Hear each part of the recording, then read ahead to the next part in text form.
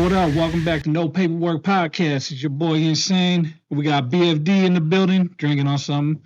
And today we got our special guest, Doc motherfucking 9 in the building. Yes, sir. Doc 9, man, a staple in Northern California rap.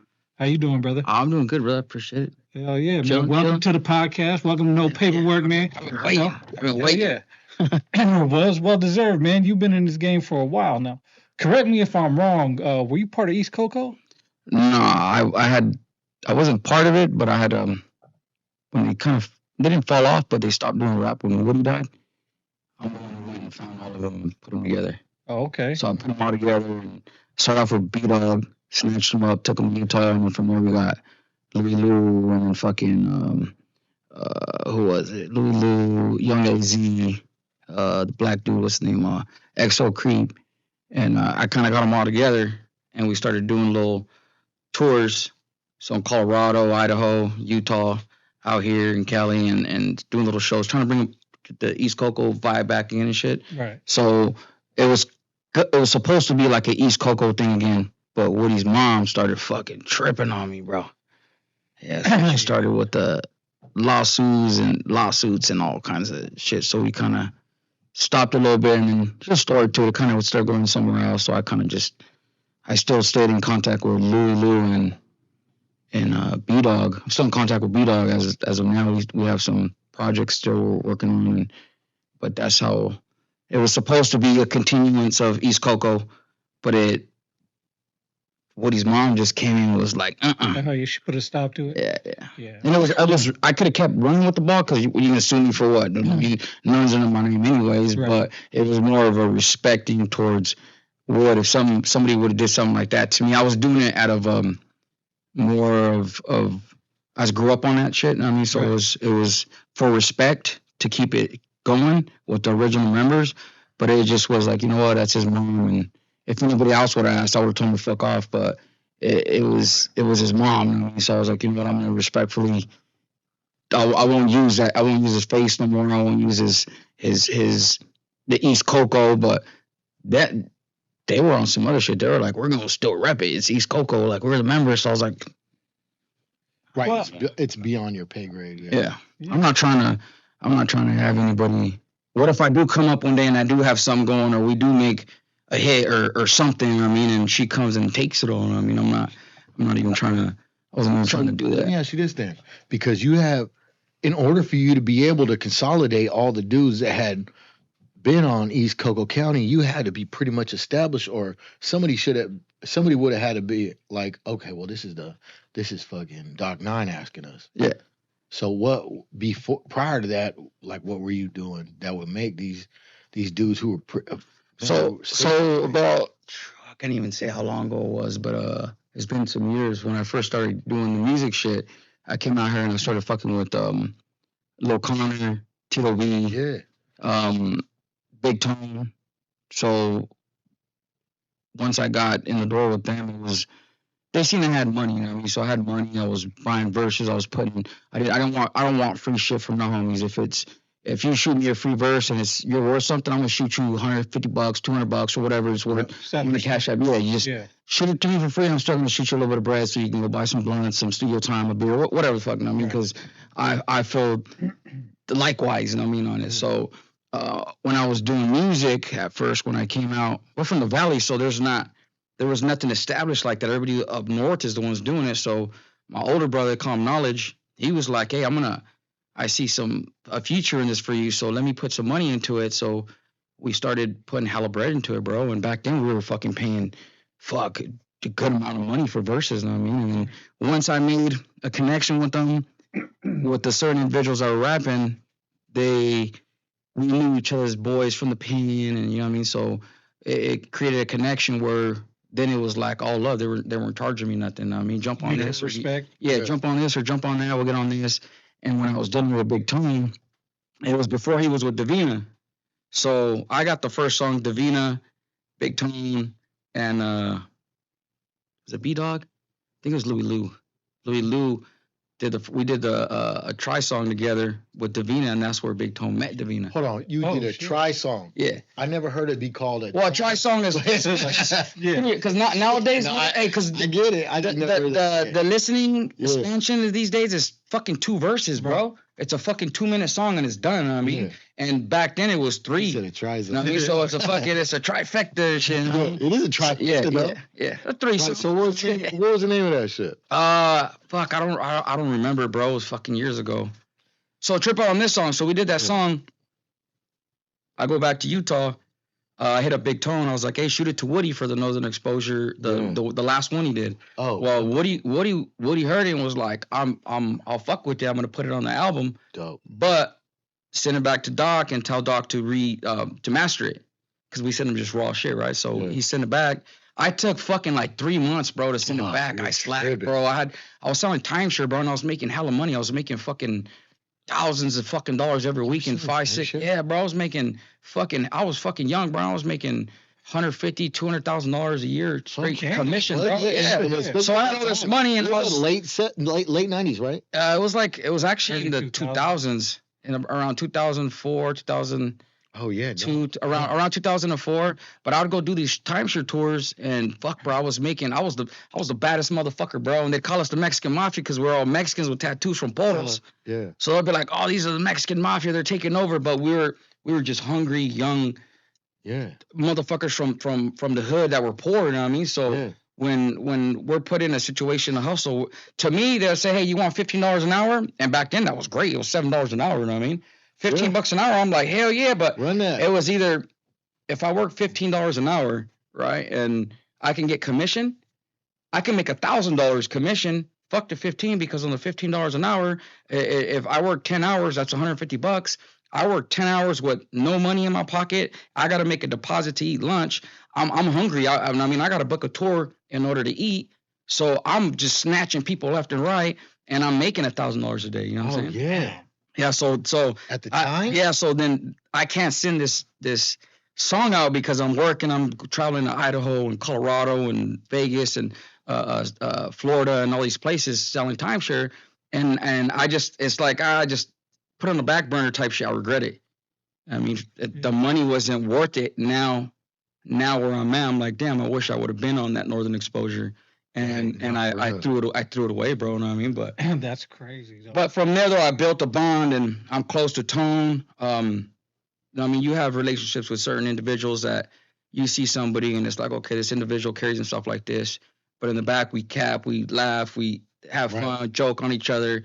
Where they don't do that around certain people. I have relationships with certain individuals like that, and I mean, because we built that connection and that bond. You know what I'm saying? That brotherhood. And I mean, but yeah, that's a little backstory on the East Coco thing, though. But I dropped an album with B-Dawg. What was it? Ghetto Sickness. Oh man, bro, that album, I dropped it. So what I would do is I'd drop these albums, right? Mm-hmm. And I started figuring out, okay, I drop an album. At the time, I have a bar called Charlie's. So I have this bar, Charlie's in Porterville, we bought, and I'm like, okay, if I drop this album, I'm gonna do a concert. I'm gonna have Tone or whoever come through. Hella people are gonna show up, but when you buy at the door to get in, I'm charging you a little extra, and you get a free CD. Oh, dope. But you're actually paying for the CD. Yep. So people would come, you come in, you get a free CD, and you get a ticket to come in. So I was selling hella CDs, bro, doing shows. So every time you see these posters with shows we're doing, I had just dropped an album, and I'm selling you the CD. And I'm selling you a ticket together as a free CD. You know what I mean?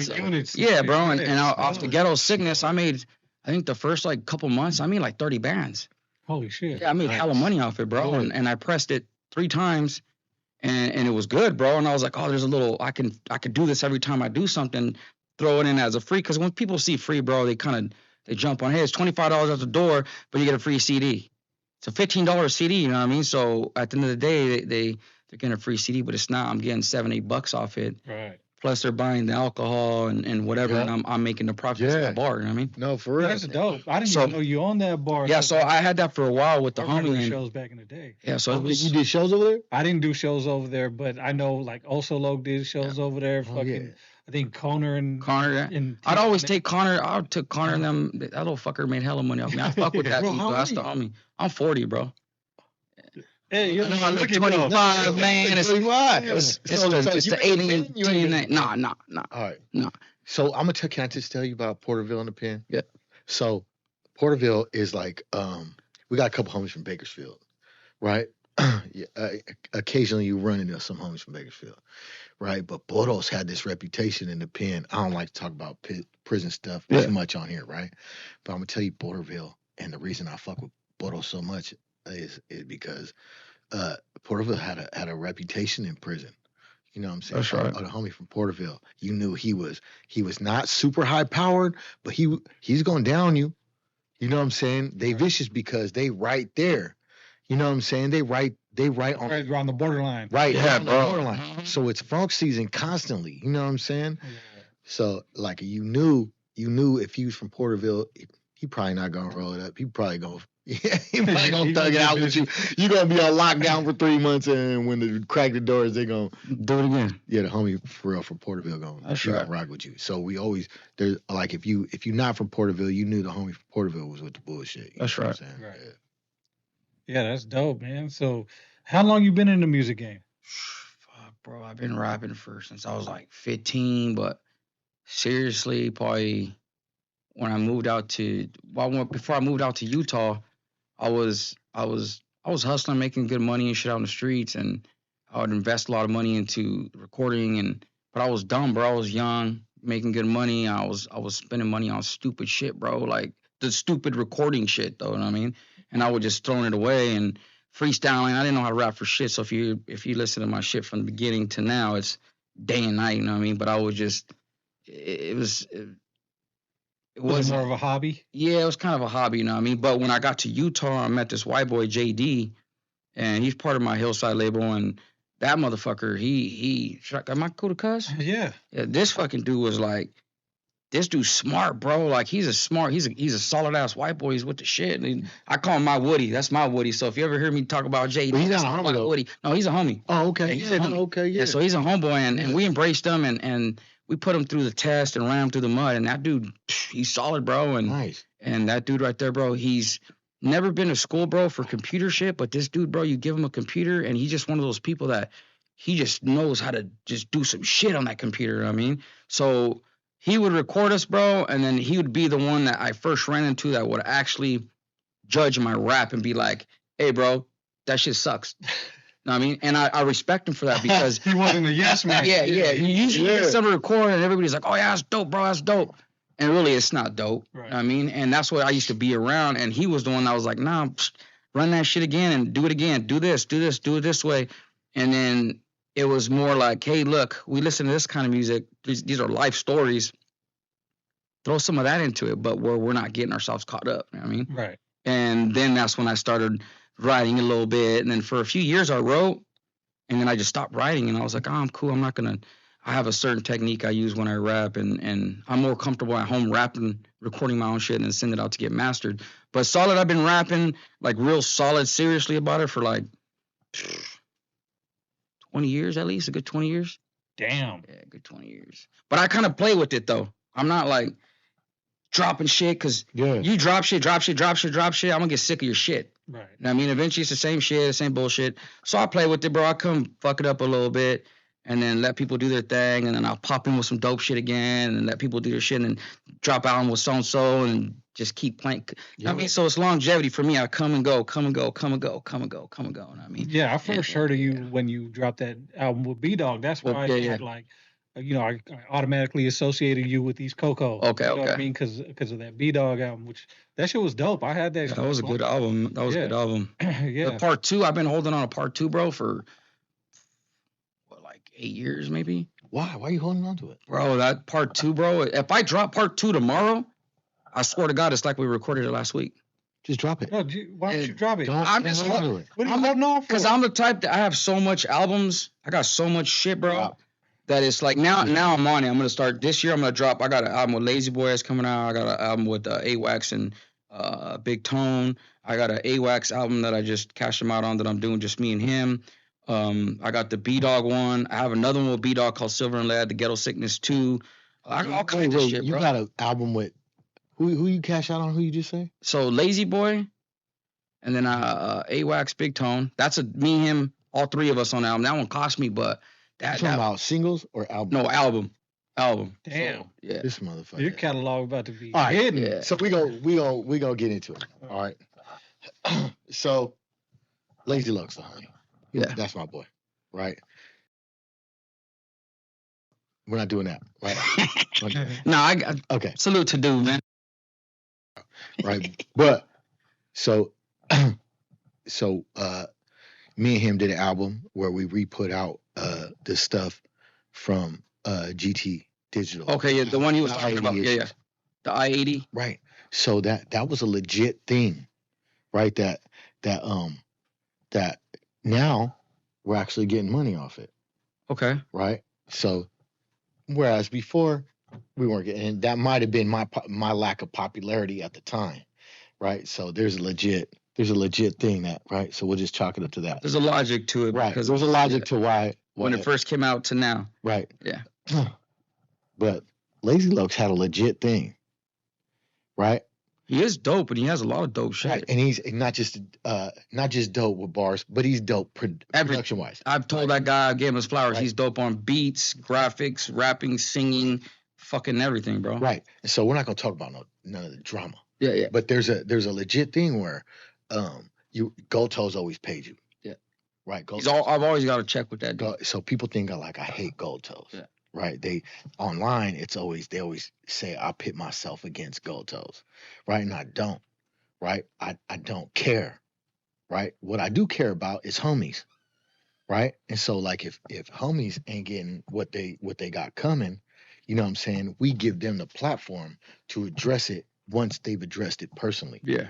With anybody. You know what I'm saying? So that's respectful as fuck, Right, because that's what's supposed hell yeah. to And be like. we promote unity. Unity like a motherfucker. Right. So anybody online that's seen a Gold Toes always paid you, bro, we're super happy about that. Yeah. Right? Because we need our homies to get their full issue. Yeah, we need to get Right. paid. We need to eat. My brother, he had some issues with GT Digital not paying him right, N-Sane. You know what I'm saying? Lazy Luck's had issues with him not getting issues for a full album. it was like 10 years. And that's not. Right. There's a few people that's happened to. You know, I mean, I know a few people that are like, "Hey, what's up with this?" And I just say, "I don't fucking know, nigga. Go hit the dude up and hit him up." Yeah. I hit him up. Yeah. Hey, what's up with this or what's up with that? Like, this is my shit, bro. This is my album. This is mine. Yeah. I'm doing you a favor putting this shit on your platform. Yeah. And it's it might be little crumbs, but you still get some crumbs off me, bro. And I mean, so yeah. at the end of the day, it's if I see something funny, I'm gonna speak up on it. I mean, like Toes has offered me multiple times. Hey, let me give you 15 bands for a catalog. I'm like, fuck that. I have more money than that to it. And I'm way more than that. Yeah. Plus, I make good money off it every year. So why would I do that? Let me give you 20 bands. I'm not gonna sell it out. That's for my kids. I mean, I'm giving it to my kids. I'm not gonna, even if you offer me 100 bands and it's not worth it, that's for my kids. They're gonna make 100 bands when I'm not here. You know what I mean? The only reason I bring it up is so that people who know there ain't no animosity. No. Right? It's love. It's even, you don't gotta even talk to nobody, never. You know what I'm saying? But if a motherfucker is not getting his issue and he's trying to address it constantly, Yeah, there's a problem. right? There's a real problem. You know what I'm saying? That whether anybody else is getting paid or not, you know what I'm saying? Like, you know, I'm not getting paid, so it's a fucking issue. yeah, right. I don't care if you getting money. Where's my money? That's, Yeah. I mean, it's like my boy Chubb G. He dropped the album with them. I forgot what the album name was called. I forget a lot of shit, man. Yeah. But he dropped the album with them, and we put our albums out. I put my City to City, my Art of War, and Chubbs put out his albums. I'm getting hella checks. Yeah. He ain't getting no checks. Yeah. But I'm like, I don't know if people are listening to your shit, Right. or is it just us little group, or is it a lot of people? Because I went and put money. I put hella people from California all over my shit. So I got all these people invested with thousands of dollars of all these verses. Yeah. You didn't. Yeah. So at the end of the day, Lil Connor fans are buying my shit. Yeah. Big Tone fans are buying my shit. Swindler and all them dudes from the Bay. There's all kinds of people. I could just name hella people. If you go to the City album, there's hella homies. Yeah. Tito B, all kinds of people, bro. So I got so much people on it that I invested all this money that Chubbs didn't. Yeah. So he's like, oh, I'm not getting no money. And it's like, well, I'm getting money because I invested money into it. Man, respect to Chubbs. I don't know who Chubbs is. That's only Right. from Utah, Chubb G. When I moved out there, that was one of my partners for a lot of years, bro. And that was him and Cheeto, a homie from Porterville that lives in Utah, and that they're the dudes that I'm stalking Utah because of them. Oh, Like I'm well known. so they're real dudes. Oh yeah. But they just wasn't getting They just weren't. Chubbs was more of like, oh, I'm gonna put album out and put this out and buy some dope shit and gold grills and for the pussy. It was for the bitches. You know what I mean, Okay, I was more of, nah, nigga, I'm gonna buy this dope and I'm gonna flip it and double up and not dope, but you know my album, my work. You know what I mean? I'm gonna put my street shit into it. I'm gonna. To me, it's my dope. That's my albums. That's my money. That's my. What are you selling? I'm selling CDs. That's my drug. Yeah. I mean, that's what I'm putting. But I'm buying verses and I'm reselling them on my shit to the people that are listening. Yeah. This motherfucker's like, oh, I'm gonna put this homie, that homie, this homie, and this homie from my neighborhood on it. Nobody even knows these dudes. Yeah. Utah knows them, but everybody in California is gonna be like, well, who's these guys? You know what I mean? You gotta have some kind of business strategy. Yeah. So, and me, I learned it from selling timeshare. And my older brother, I always did not know you, so that blew my fucking mind. Bro, I was the baddest motherfucker for 10 years, bro. I'm telling you, the tattoos, bro. What the tattoos, bro? I'd beat dudes up, bro. I'd be fighting all the time, bro. Yeah. And they'd fire me, and then next thing you know, bam, they put me back on, or they'd fire me. Another company would hire me, and I'll be putting up hella numbers for them, and they'd see, and then they'd be like, hey, we'll give you more money, a sign-on bonus, come over here. Bam, I'd come back, and I was on, bro, and I just beat up the manager, and I fucked up the Christmas parties, and like, I did some shit, and I worked for a resort, bro. It's a Westgate Resort. It's a big fucking resort. So when you go to Vegas, they had the one on the Strip, which is the Planet Hollywood, and then they had the one that was off the Strip, which was like kind of condos, like hotels. But these dudes are a big franchise in Florida, bro, with the David Seagulls, Bugsy Siegel. Yeah. So these are the Seagulls, like the mob dudes that have these. Yeah, not me. So Bugsy's nephews, which is Benny Siegel, David Siegel. David Siegel's the main mogul dude that has all these Westgate resorts. Legit though. Legit, bro. Right. So he has this big resort in Westgate. So when I was younger, my brother, we had a year where I had like 20 homies get killed, bro. So we were like, it was crazy, bro. And it was back and forth shit. And my brother was like, hey, you need to cut out. You're just around the wrong people. Come over here, make some money, like stop just for a little bit. Yeah. So I went out there, started doing this timeshare shit. And then I didn't know how to do it, but say you're a badass timeshare guy and you're a badass timeshare guy and you're just some white dudes, right? Yeah. So what I'd do is I'd be like, hey, let me go work with this guy because he's a top guy. And I'm watching you. I'm sitting there watching everything you're doing, what you're saying, your whole spill, your whole get down on the book, showing people this and that and trying to sell. And I'm watching you because I want to learn how you do it. Now, you're the second best. Yeah. I want to learn from you, too. So now I'm spending time with you for 2, 3, 4 months following you. I'm learning from you. I learned from this guy, this guy, this guy, this guy. Now I got 10 different games from 10 different dudes. Now I'm the baddest motherfucker because I know how to get your shit, his shit, his, and yours, and I put it into mine. Yeah. Now I'm number one every year, all year long. You can't stop me, bro. And I thought I was a shit. I was young, had a big ass 4-story house. I lived in a badass house, bro, badass cars on an air mattress. But I was making thousands and thousands and thousands of dollars, bro. I mean, every week in cash, and I learned how to hustle from that. You know what I mean? And it was pretty dope, bro. So I was making these dudes hella money. And I make my VPG, which is volume per guest. I was making, that means every person you send into the resort, you whatever they sell on them, they're worth a certain amount of money. So say you send 10 guys in there and they buy 100 G's, well, those 10 guys are worth $10,000 each that you send to the resort. So the VPG is 10 grand per person. So my shit was so high, millions of dollars, that where I would be like, hey, I want to go to Florida this season coming up for 3 months. I send my paperwork, right, that get it. They'd pay for my condo for 3 months. They give me a sign-on bonus. Put me in the badass locations, bro. So locations is like in front of a badass mall that has thousands of people where I could book 20, 30 tours a day. You know what I mean? I'm making $100 to $250 per person. So it depends on what I give people. And I'm giving people free shit. You and your wife pass by, I'll get you guys and be like, hey, look, this is my special right here. Watch. I'll be like, hey, you and your wife, hey, how you guys doing? We got a promotion going on. If you guys want, you guys come check out the hotel. You're gonna go skiing. I'll give you 2 free ski passes, which is valued at $300. Plus, you can get discounts. I'm gonna give you everything I get. So I'm gonna give you that. I'm gonna give you $100 for dinner. The dinner shit cost me like $5. I'm gonna give you this, and this, all these little gifts. But I'll tell you, look, you're the last. I'm giving you everything because you're my last tour. If you do this tour for me, this timeshare tour, I get a $1,000 bonus. So I'm giving you everything. You can have everything. Yeah. And people will be like, oh shit. So if I do this for you, you're gonna give me $800 worth of gifts. You're gonna get $1,000. Yeah, boom. They'll send them in, and I do it to the next person that walks by. So I do it to the next person, and there was never no bonus for me. But every time I was doing that, and I was just pumping them in the door, bro, and it was good money, bro, for years. And I saved up money, stopped doing it, but I invested a lot of that money into my rap. It's because it was kind of, I'm around a lot of rich ass white people. Like if you see my friends right now, my older friends, like my girl knows, like a lot of these dudes I'm around, they're older white dudes or rich dudes that. They're not. It's not homies and no gangster dudes. I'm the gangster guy. You know what I mean? Yeah. But these dudes are they're rich people, and it brought me to certain people who are like, hey, look, you're making this resort millions of dollars. They treat you like shit. Why don't you be your own boss?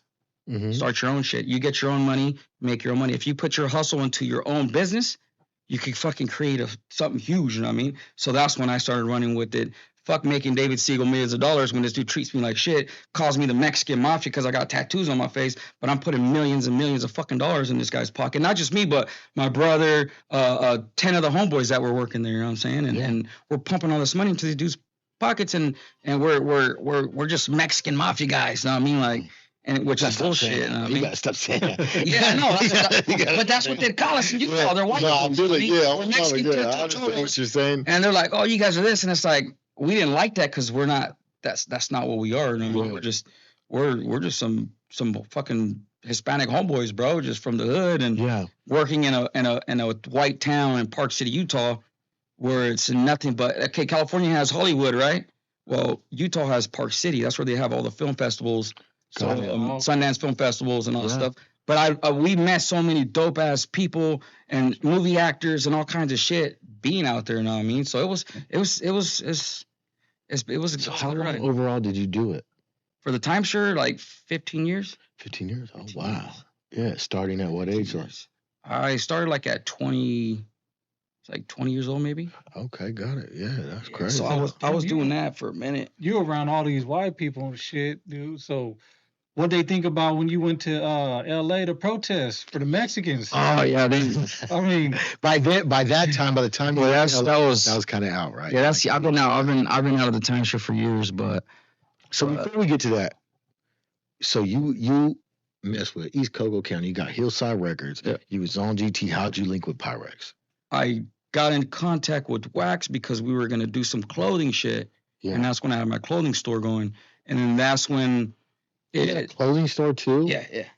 So this dude got I had a clothing store, fucking a barber shop. Yeah. So I usually build a business, put it together, and then I sell it to somebody and shit. Smart. I mean, but I've had my lace up clothing store for over 10 years. Still have it? Yeah.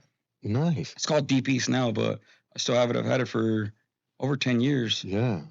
It's not. I mean, we have to go out there, man, and check that out. No, I've been to Portos. If you see the videos, like, hey, most of his videos are in front of my store or in my store. Oh, okay. I did not know that. I didn't know that. I've been to Portos twice now. Yeah, but we got to go. Portos has a lot of store. Dope ghetto like places. It's like a little Mexico and shit. Yeah. So when Wax goes into town, he's like, oh fuck, music video here, next to this store, or in the back of the store. Yeah.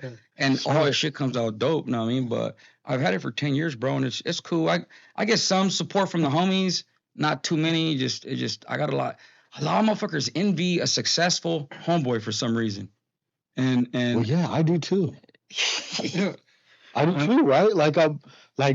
I look at you, I look at Wax. Oh, no, Wax. He's a homeboy. Yeah. He's my homeboy, but he's not a homeboy. Tone. I don't think it's envy, right? Like you respect it, right? So envy has a negative connotation, but I'm allowed to be like, man, I'm trying to be like this motherfucker, right? When you look at business sensibility, right? If I'm like generally, like I might not like everything Trump does, but he pulled himself out of bankruptcy twice, right? Right. I'm allowed to be like, oh yeah, I'm trying to right? If I ever fall, I'm trying to get trying to do what this yeah, yeah. Look at a motherfucker like this. Look at the tattoos on his face, on his head, right? Walk around with gold chains, looking crazy, saying crazy shit. But he is genuinely by any definition, a successful businessman. Right. Right. And so he's able to uphold everything that we believe in at the same time while doing all this other shit. Right. You know what I'm saying? In 2 states. But usually when Like, you're, what the fuck when you're you supposed to envious say? with Yeah. someone, you're like, yeah, man, fuck him. He got a lot of money, but fuck him. Yeah. You know what I mean? That's what I get. If you looking at it like that, no, I don't feel like that. But I feel like, man, I definitely look at him as a light. There's times where somebody will have something going and it's like, oh, fuck, this guy's doing that. I should have done that, or I could have done it. Like, fuck, you know what I mean? Yeah. But the envy I understand what get you're from saying. from my brothers I grew up with, or what I do for the town, or the only reason why I have a fucking store in my town, bro, is for the homies. Why? So when you went shopping, you didn't get fucking ripped off. You don't go to the Arab dudes over here and these dudes fucking tax you hella money. You know what I mean? I'm doing this to give you deals to get my money back, and you guys on the east side look fly. So you're not walking around with some dirty ass Air Forces. You know what I mean? And that should be supported. And it was more of Doc, fucking we're not gonna fuck with him. Yeah, but it's like, motherfucker, I'm in my hood every day, bro. You see, they know my cars, they see my old schools, and I'm by myself. I don't need 10 dudes. I don't want to be around nobody. I'm more of I want to be by myself. You know what I mean? And I've been through so much betrayal and hate, and I don't care. I really don't give a fuck about that.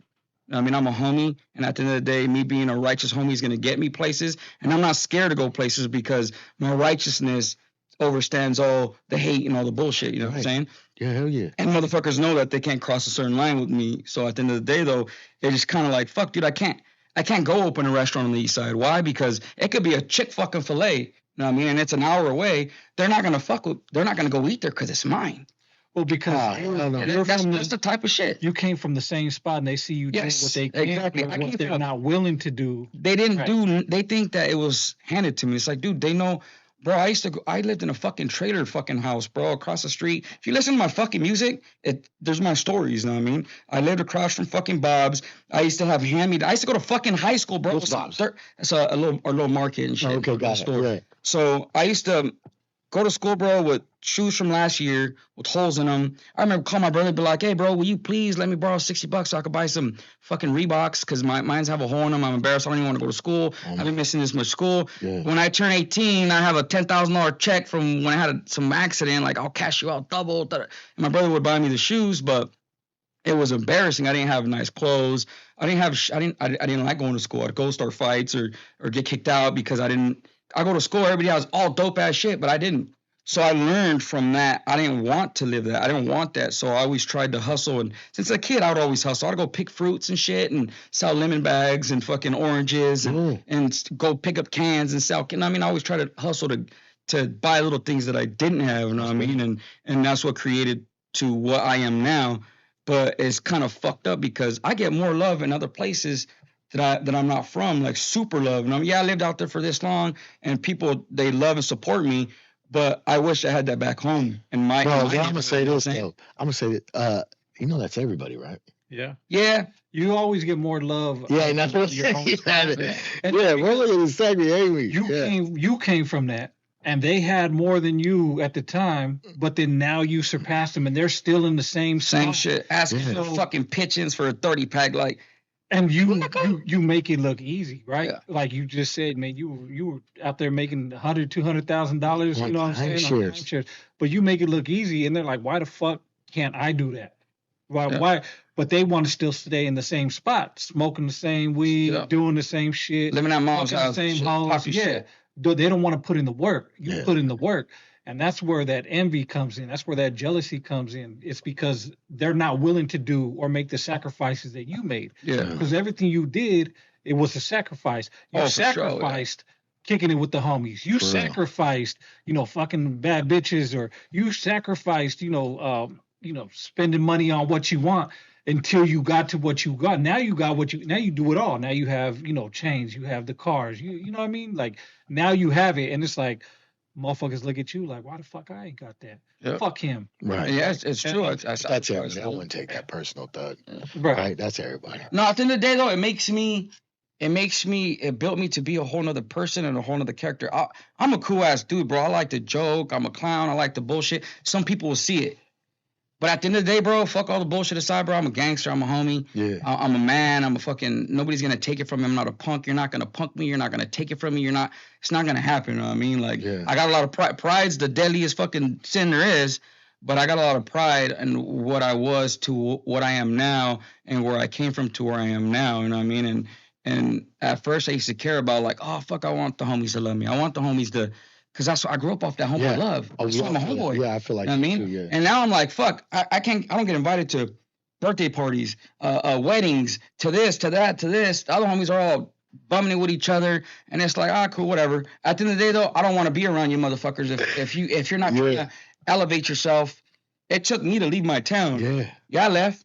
But you go to Utah, people, it's not like, oh, you went to Utah and you're a fucking pussy, you're a Mormon, you didn't do shit. No, fuck that. You know what I mean? Like, I went out there and I created something big, bro. Like, in Utah, my name was big. Bro, every year they have a gang convention in Utah. And I'm the main motherfucker they talk about on the Norteños, bro. Yeah. And I'm not proud of that. Right. But that should tell you that I was out there fucking around. Portos is labeled as a gang. Yeah. In Utah. You know what I mean? I was just telling the whole city? In Utah, you go down there and you look up Utah gangs, Salt Lake City gangs. They're going to tell you all the Crip gangs, the Sureno gangs, all the backyard gangs, the Norteño gangs. Portos is labeled as a gang. It's a gang. Damn. But there's no hoods, hoods out there. It's me and like 6 dudes, you know what I mean? And mainly me in Salt Lake. But I'm deep. I get a lot of love out there. I fucking love Salt Lake City, bro. My kids are from Salt Lake City, you know what I mean? And Salt Lake, bro, taught me a lot of shit, bro. I wouldn't be Doc 9, bro, if it wasn't for Salt Lake City, bro. Like, just period, you know what I mean? The homeboy love out there, I shit you not, bro, is just like the homie love out here. Like I'm talking about growing up, like when you get that carnalismo and like when you're a kid, want to just die and fucking ride and do life for the hood. That's what it was like over there, just they embraced me and it was just a warm blanket out there, you know what I mean? And I went through a lot of shit. If you listen to some of my music, I just dropped a song called, it was on a Lazy Loke beat, City of Demons. Listen to that fucking song, bro. It tells you the first verse. Some people clown, they're like, oh, you're offbeat, you're not rapping right. It's like, listen to the fucking story. Listen to the story, you know what I mean? And there's a story about when I was in Portos, and then it goes to the story when I was in Salt Lake. It's 2 big things in my life, you know what I mean? Yeah. Yeah. What about the story where you became a Sureno? Oh shit! We see you lightweight now. You lightweight went viral for a little clip. Yeah, bought a sweater. It was more of back in the days. I would never wear blue. I had red shoes, fucking red socks, red shorts with a red shirt and a fucking red belt to my fucking ankles. You know what I mean? Type shit. You know what I mean? And we never fuck with blue. As I got older, it was kind of like, you know what? It's in you, it's not on you. Yeah, and I mean, at the end of the day, everybody knows me. I can wear whatever fuck color I want. Yeah. If I wear blue, that's cool. What are you gonna do? I've been around some dudes that are just on some serial killer type shit. You know what I mean? And I wear whatever color. I know dudes that are on some other shit, and these are some big dudes, and these dudes wear blue, and they wear what the fuck they want, bro. Dodger jerseys, and you're not going to take away who this dude is. You know what I mean? You're not going to take away who. My girl, she takes me to Dodger games, all her family's Dodgers, and I'm like, I don't want to wear no Dodger shit. Yeah. But sometimes she'll get me to wear the Dodger stuff, and I'm like, man, but, and I mean, it's like I said, pride is a whole nother level of some crazy shit. And I mean, and sometimes I got to shave a little bit off, and it's okay to wear whatever color you want. I blend in. Cool, I'll wear blue. I don't go to LA wearing blue. You're not going to catch me in LA in a blue sweater trying to blend in like a pussy. Hell no. I'll be in a swap meet, right? Red rag on my face. Like I get these dudes start tripping like 4 or 5 little Southsiders start like plotting on me. I'm cool. I'm not going to say nothing to you until you say something to me. Then it's on, I mean, but I'm not here to disrespect. It's COVID. I got a red rag. I'm not going to put a blue or black or right. I got a red rag on me. I'm going to put it on my face and obviously we stand out. We're different than them. You know what I mean? We're way different than them. So when they see me in the alleys, they start plotting. But I'm not a stupid dude. I know what time it is. I'm always on a swivel. I'm always on top of my shit. So I already know if this happens, if I'm getting jumped, it's self-defense. I'm going to poke all these motherfuckers. You know what I mean? If it's one-on-one, shit, we can melee, we can fight, we can do whatever you want. You know what I mean? But there's lines and limits. I'm not gonna go to LA in blue. I don't go out there disrespecting. I don't go to LA to disrespect. It's not my neighborhood. Right. I mean, I can get killed easy. I'm not a goofy. When I was protesting down there, you should have seen how many death threats I had, bro. How many Surenos were in my inbox talking about, tell me where you're at right now. Keyboard words. Yeah. Where you at right now? I'm gonna pull up on you. And I'm like, bro, this is where I'm at, bro. Like, I'm I have no idea. Like, if you see the video, I got a knife like this big on me. I got a big ass fucking bone crusher, homie. Like, I have it on me. So the cops see me, you're not gonna take it from me. It's a bone crusher, but you jump me, you're gonna get poked with it. You know what I mean? Like, you're not gonna do nothing to me. But I'm here to represent for the people, not for the Sureños. I'm there to represent my family, my raza. I have aunts and uncles and cousins from LA. My girl's family, like, we're real Hispanic and the Farmero shit, and they're deporting my people, my workers, my family, that's it. I'm going to LA. If I was in Sacramento that weekend to a game or something, I would have protested in Sacramento. Right. I was in LA that weekend, so we went and we protested. You know what I mean, and we were out there with the people, and I kind of was putting myself in danger, taking my shirt off, but I was just kind of like being a little dumbass, like, hey, you know what? You were trolling though, right? A little bit, yeah. You were lightweight trolling, but it was more to let these people know, like, okay, you see me, I see these dudes staring at me all crazy and shit, but it's like, I'm gonna let you know that I'm a norteño, and you can see that I'm a norteño from my tattoos that I got. But if you hit me up and ask me, hey, what's up, where you from? I'm gonna tell you where I'm from. I'm not here for that gangster shit unless you want to take it there, but I'm here to do what you're doing in your territory. You know what I mean? Obviously, if a Southsider came up north and did that out here, it's not gonna ride. It's a lot different, but there's a standard. It's different. I mean, I'm sure if some super cholo motherfucker would have seen me, they would have tried to put hands on me. I'm sure they probably would have beat the shit out of me, but I'm gonna put up a northern fight though, you know what I mean? But it was gonna at least take 10 of y'all motherfuckers. You know? but I didn't go disrespecting, bro. I'm not a disrespectful person. If it comes down to it, then it's a whole different. I'm a trophy in my neighborhood, so if a Southsider sees me, they know my face before I know them. Me and my girl go out all the time, right? And she's always like, why are you always looking everywhere, right? And I tell her it's because I have to be. I've been stabbed. I've been all kinds of shit, right? So I always tell her, like, I have to be on toes because I don't know who the fuck these people are. And somebody could walk in, they see me, and you could be just a regular ass dude, and be like, oh, what's up, you doc? Can I take a picture with you? Yeah. And then take a picture of me, bang, knock me out real quick, take my shit, and then you put me on your viral.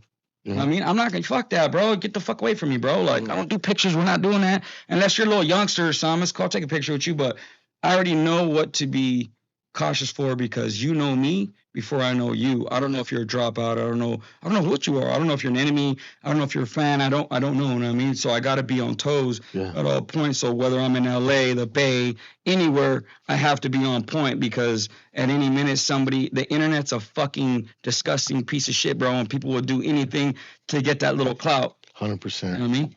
Dude, clout demons are a real like and some people are like, oh, doc, you're doing it for clout. He's doing it for clout. Yeah, whatever, call it what you want. If I was doing it for clout, then I did it for clout. If I did it to be seriously for the people, it's however you want to take it. I did it, and that's it. Yeah. Period. But you put yourself in harm's way, you know what I mean, for a cause. That's what I see. But it was for us, for them to see that us Northerners were down there also. Hey, yeah, we came to visit, but I went and stood next to whatever individuals and their moms and dads and uncles and aunts, repping as a Northerner with my shirt off or whatever, to let it be known that, hey, I'm right here too with you guys. If you want to beat my ass for it, then cool, we can run a fade. But it didn't happen like that. I mean, they respected it, and that's it. As far as the immigration debate is concerned, right, I feel like L.A. is the epicenter. Oh, yeah, it is. Right, totally. Entire America. Right. And so, like, if you want to protest at the hub, that's the best place. Right. It makes sense to protest. But what I want to talk about, brother, you did that. That's dope. Right. I love that. And when it happened, I love that. And I reposted it. And I love that. Right. And it was funny because I'm a homeboy. Right. But it was also like, for me, it was like really important. You know what I'm saying? It was dope that one of us was down there and letting it be known, hey, we're with y'all. Right. We're not with the suckers. Yeah, we're with our raza. You know what I'm saying? We're with our raza in the heart of it. You know what I'm saying? So it was real important that at least one of us was was documented down there with y'all. You standing and it was too shoulder bad to it was shoulder. just one and not, many. Well, there might have been more. I didn't go with There might have been, yeah. homies because I didn't want to. If I went and say something did happen, I don't want to somebody lose their life or something, one of the homies or something, and then I'm responsible for that because I should have known better. And it would have bit me in the ass. So I went solo with me. So if something happened, it's gonna be me that's gonna happen to, not one of the little homies or the older homie. You know what I'm saying? Yeah. So I was already Yeah. had seen the vision and this how I'm gonna do it and this how it's gonna. Yeah. If something happens, it's gonna be like this. I mean, I already. So how? Back to what we was talking about. So you link with Pot Rex. Yeah. With Wax. With Wax. So it was over clothes. We were gonna do clothes. Yeah. And we're before he started doing his clothes. Mhm. So we're sitting there like, yeah, we should do this and let's do this and let's try to make some clothes and that Wax, man, that's fuck, bro. That dude is a smart fucking dude, bro. And I trip out because it's kind of hard to get in with a person like that because of the kind of person he is. And he could be an asshole, bro, and be like, hey, look, all this game that I've learned. Because he's underrated, bro. A lot of people went against him because of all the Bay Area music with the Jacka and AP9, all these dudes, and they kind of backburnered him. Blackballed him. Like a motherfucker, bro. Yeah. And at the end of the day, he's always represented our people and the homies, bro. Like, bro, he don't have to do it. He don't ever have to do nothing like that for any of us. And for him to do that, bro, and all the game he's taught me, all the shit he's done for me, bro, like, the dude, I respect the fuck out that dude, bro. Like, me, just out of all this rap shit I went through and got to where I'm at, him being as close as he was to Woodie and the legacy he holds for Woodie, it was all worth just meeting that dude and getting game from him. Yeah. So at the end of the day, if it went nowhere and it just went here, whatever game I got from him was all worth it, you know what I mean? And to see him mingle with individuals like you or Blanco or Tone or certain individuals and share that game with you guys also. Yeah. Bro, that's just like, you know what? That dude right there is solid as fuck. And he's teaching the people, us, how to prosper and do better and build. And I learned a lot of shit from dude, you know what I mean? And me too. And my latest albums, he's like, hey, fucking redo that. Hey, bro, this it don't sound good. And I'm trying to half-ass it, like, my kids are in the backyard, fucking in the background yelling Call of Duty games and fucking yelling and shit, shooting people, turn left, turn, he's in the back. Yeah. And then you can hear it in the song, but this guy's like, do your whole fucking album over. You got to do the whole thing over, make it sound like this, no noise, do this, do that. And I'm like, you know what, fuck, I'm going to do it. And my last 2 albums I did like that, and it was like, oh, fuck. Like, there's a big difference. Yeah. You know what I mean, and then dealing with Luigi from the Legacy Studio. Yeah, Lord, that dude is. At first, he would send me my masters and be like, they're kind of weird, and I'm like, oh, dude, I can't have that echoing in that little robot fucking T-Pain shit. That's not me, you know what I mean? And then I was like, bro, bump that shit way down and make it sound as natural as possible.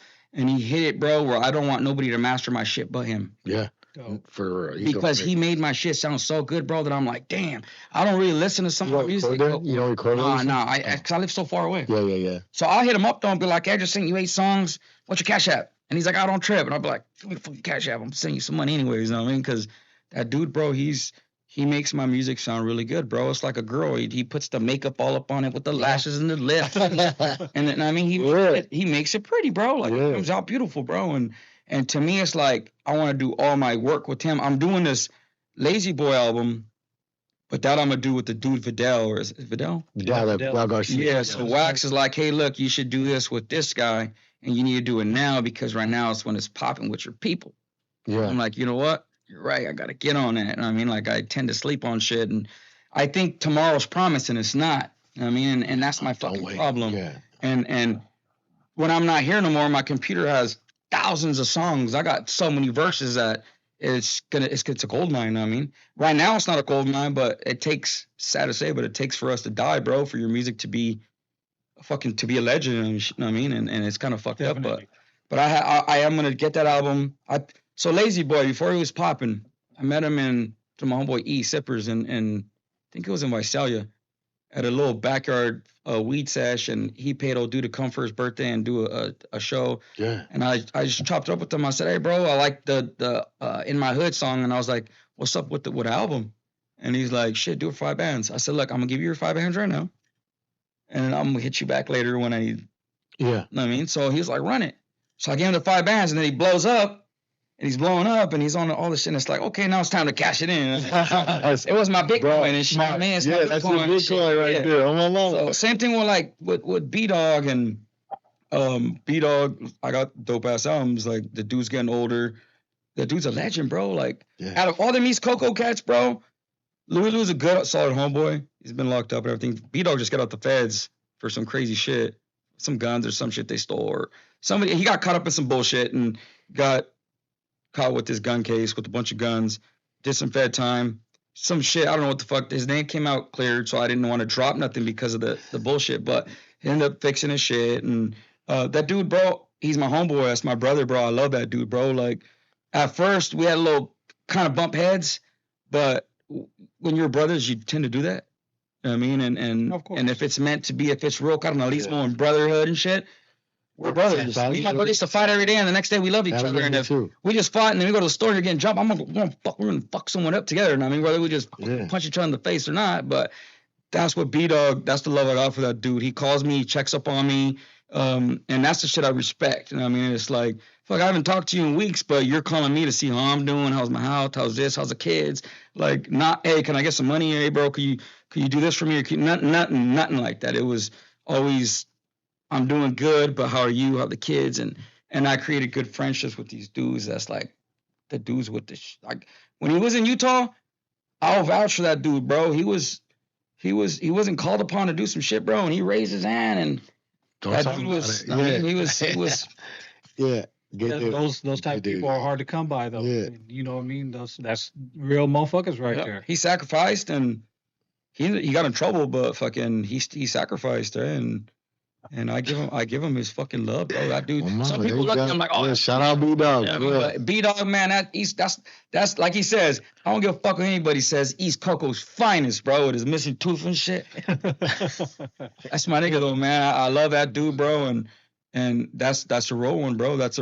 I bump his shit, and I always bump his shit because that's a real fucking dude right there, bro. Yeah. That's what he speaks about is facts because I know what I mean. Like I don't know about the past when he first coming out.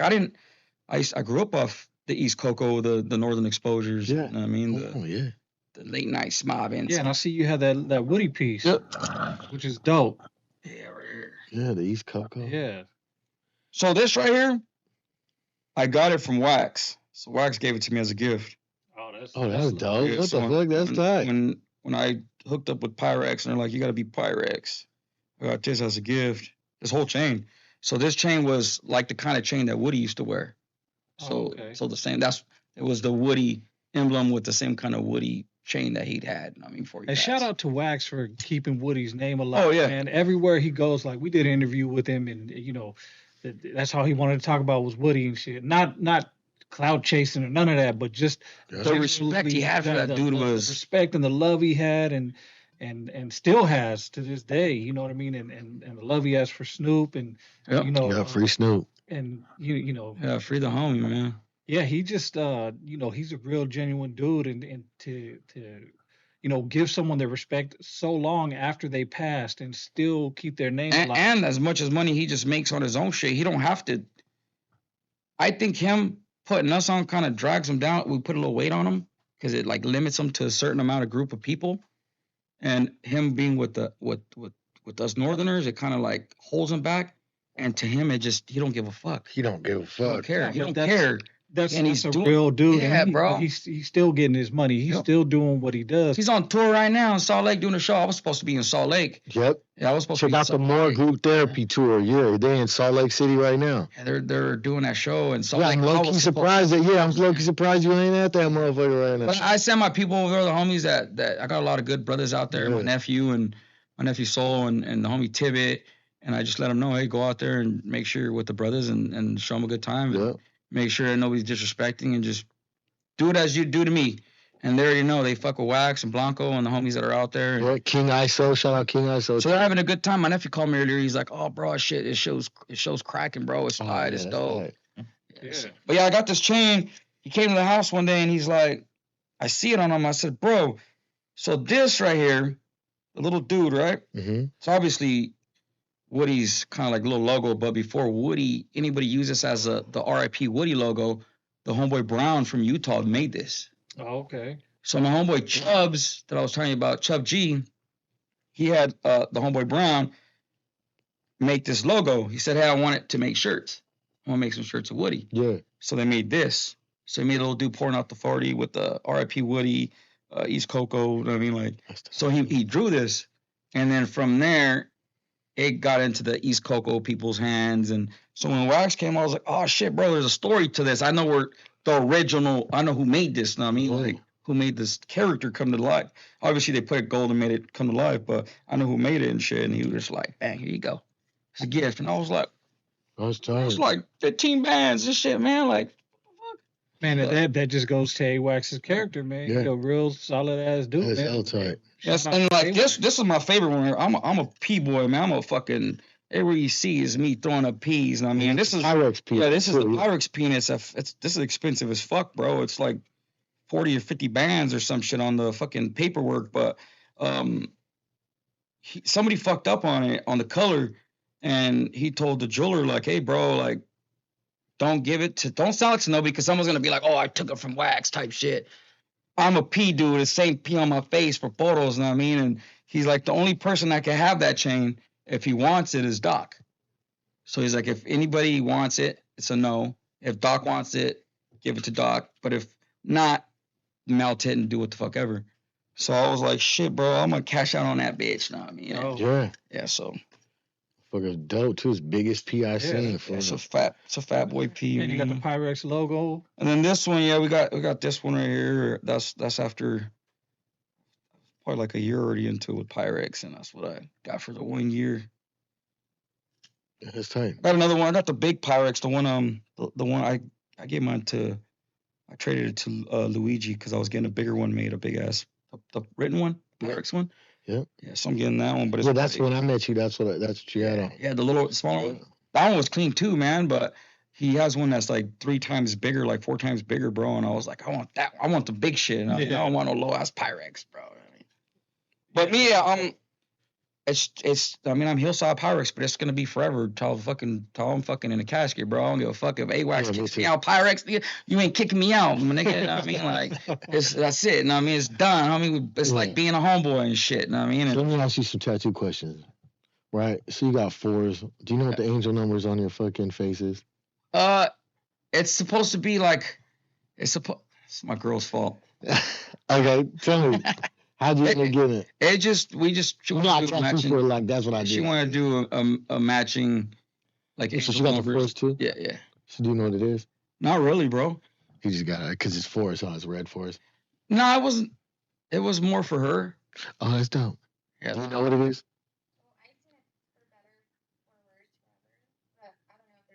Okay, yeah. Yeah, that's what it is. What is it supposed to? No, that's what it is. Tell me it's some weirdo shit, bro. No, I didn't know weirdo shit. I mean, I just usually we see women with the angel numbers. You know what I'm saying? It's not or like pretty boys. You know what I'm saying? Yeah. Pretty boys with the angel numbers. Well, now I'm gonna put a fucking X in front of each one, huh? No, look like that. When you gonna get the top of your head tatted? I was just thinking about that this morning. I want to get Santa Muerte. Because I have my whole shit like a George Jefferson. I've seen yours, but I like how your shit up here starts. Yeah, it says Viva la Lucha right there. That's bad as fuck. And I got the Roller Bird right there. You know what I'm saying? But But you're not naturally bald. I'm a white man supposed to be rich. Well, when I had this right here, I was like, man, it just drove me crazy. Just like the side pieces. Yeah. I kind of like just the side pieces, bro. Like you kind of, I didn't overdo it, so I don't look kind of too crazy. No, it's not. Yeah. But I still need to do the back and I need to do the top. I just kind of, I see certain homeboys that look dope on it. And then I see certain homeboys and I'm like, oh man, this motherfucker look like he got a fucking helmet on, bro. Like, I ain't trying to have, I don't want to look like I have a helmet. You know what I mean? I kind of wanted to look like I got a helmet. Oh yeah? Like I wanted to look like I got. Yours is dope, though. Yours fits in. Yeah, yours fits in. I have some homies in Salt Lake, bro. These motherfuckers look like they put on a fucking straight helmet, bro. Yeah. And I'm like, bro, I don't want that. And then I have certain homeboys that are just like, oh shit, they blended it and feed me, bro, like with the hairline and I'm like, man, I haven't had hair for years, bro. I'm a bald ass motherfucker, bro. So yeah, it's time, bro. I got more hair on my back and chest than I do on my fucking head, huh? Yeah, that's like a virility thing, though. So that's a good thing. Do you know that? Like when you have hella hair on your body, but none on your head, it's a virility thing. It's like in your old age, you're still viral, Okay. Oh, and you always be viral. So that, you know what I mean? Honestly, bro, I don't try to, but I fuck around a lot. And sometimes my girl's like, stop doing that shit. But I'm like, I like to joke. I don't have friends close around me where I joke around. So when I do joke around, either she's bothered by it or fucking I do too much. So I like to just clown around and just post little. Bro, I post a lot of shit. Sometimes I'm like, I'm deleting that shit, bro. I'm making myself look like a fucking clown sometimes. But then motherfuckers know what's up, bro. I mean, at the end of the some day. people don't though. They take that shit. I'm telling you, the Sureno shit, bro. If they watch that fucking video, bro, it's listening to from the beginning to the fucking end, and it's a fucking joke. It's a super joke, know what I mean? And it's like, oh, go buy my CD. I'm a Sureno now, you know what I mean? Fucking now I'm one of you guys. You can buy my CD instead of talking shit. Come buy my CD. How many Sureno fans you got from that? I don't know, but I'll tell you what, I get a lot of them dudes that be, hey, fucking. You're a homie. You gotta go put in work. And I'm like, get the fuck. Are you fucking retarded, bro? Like, my God. I shouldn't say that, but are you now? I ain't gonna lie, I get that shit sent to me too, right? I get your shit sent to me, and they're like, "This your homeboy? This your yeah, that's my homeboy, yeah." Tell him, hey, bro. Get in, you fucking. Yeah. When you see me in person, I'm gonna whoop your ass like a Sureno motherfucker. Yeah, like 40 years old, you think you switched now? Yeah. I'm from Porterville, homie. I'm from Portals, bro, on the east side. You think them dudes is gonna let me live? But it's content for people, so people are gonna take it and they're gonna try to twist it and they're gonna cut off the first part and the last part and they're like, look what he said. Yeah, it's like when she says when we're at swap meet. So we're at swap meet walking and these three dudes walk by. They're kind of just like. So I'm kind of looking at them too, like, what the fuck, like, what you looking at? Yeah, like, what the fuck, bro? You want a picture, motherfucker, or something? You know what I mean? Yeah. And she's like, I said, what's up with these fucking dudes? I said, I wonder if they're fucking Scrizzies or whatever, right? And she's like, oh no, I think they're homies, but it's because that fucking blue sweater Sureno video you posted. They probably think it's real. And then it hit me, and I was like, oh man, these dudes are those goofy dudes that really think, oh, Doc's a dropout, let's kill him and shit, or he's a fucking Sureno now. It's like, bro, if you think and really believe that, you shouldn't be gangbanging, bro. You shouldn't. You're a goofy, dumb Go. I got to sell you a bridge. Yeah. Yeah. Well, if that was the case, you wouldn't be on here. Yeah. Like real shit. I was like, these guys are gonna jump me and shit. Nah, we've been actually. No, when you guys hit me up, I was like, that's right. I was like, hell yeah, bro. I've been wanting to come. I'm not the type of call in and be like, hey, bro, put me on. Yeah, no, I'm not. I'm trying to get all the PaperWork homies on, you know what I'm saying? But especially you, bro, because you're really like from business perspective, like you're the most viral and you just be talking this shit, you know what I'm saying? I just do me, bro. I don't give a fuck what anybody says. I know what lines not to cross. You know what I mean? Some people get offended, but I know what's not gonna get me DP'd or beat up or you know what I mean? If I'm a fighter, I grew up fighting. If somebody wants to catch a fade, I'm not down with no red on red. I don't believe in that. I'm not a dude of that. Right. But whether it's a stranger or another South Side or whoever, whatever, it's cool. I'm down to fight all day long. You know what I mean? But it's like some people they're just goofy, bro. They don't. I don't know, man. Just don't have a sense of humor. None, bro, at all whatsoever. You know what I mean? The super cholos, bro. They're too. Hey, homie, you should check it out. Yeah, and it's like, bro, shut up, bro. You watch American Me, motherfucker, and Boulevard Nights. You're watching Sureno movies way too much, buddy. Like, you need to go watch some other shit. Those people, you know, they ain't been through shit. You know what I mean? So they don't know how. Wait a minute. Speaking of movies, weren't you on something on Netflix? I was on Amazon. Amazon, yeah. Can you tell us about that a little bit? So, how did I get this? Okay, so trip out.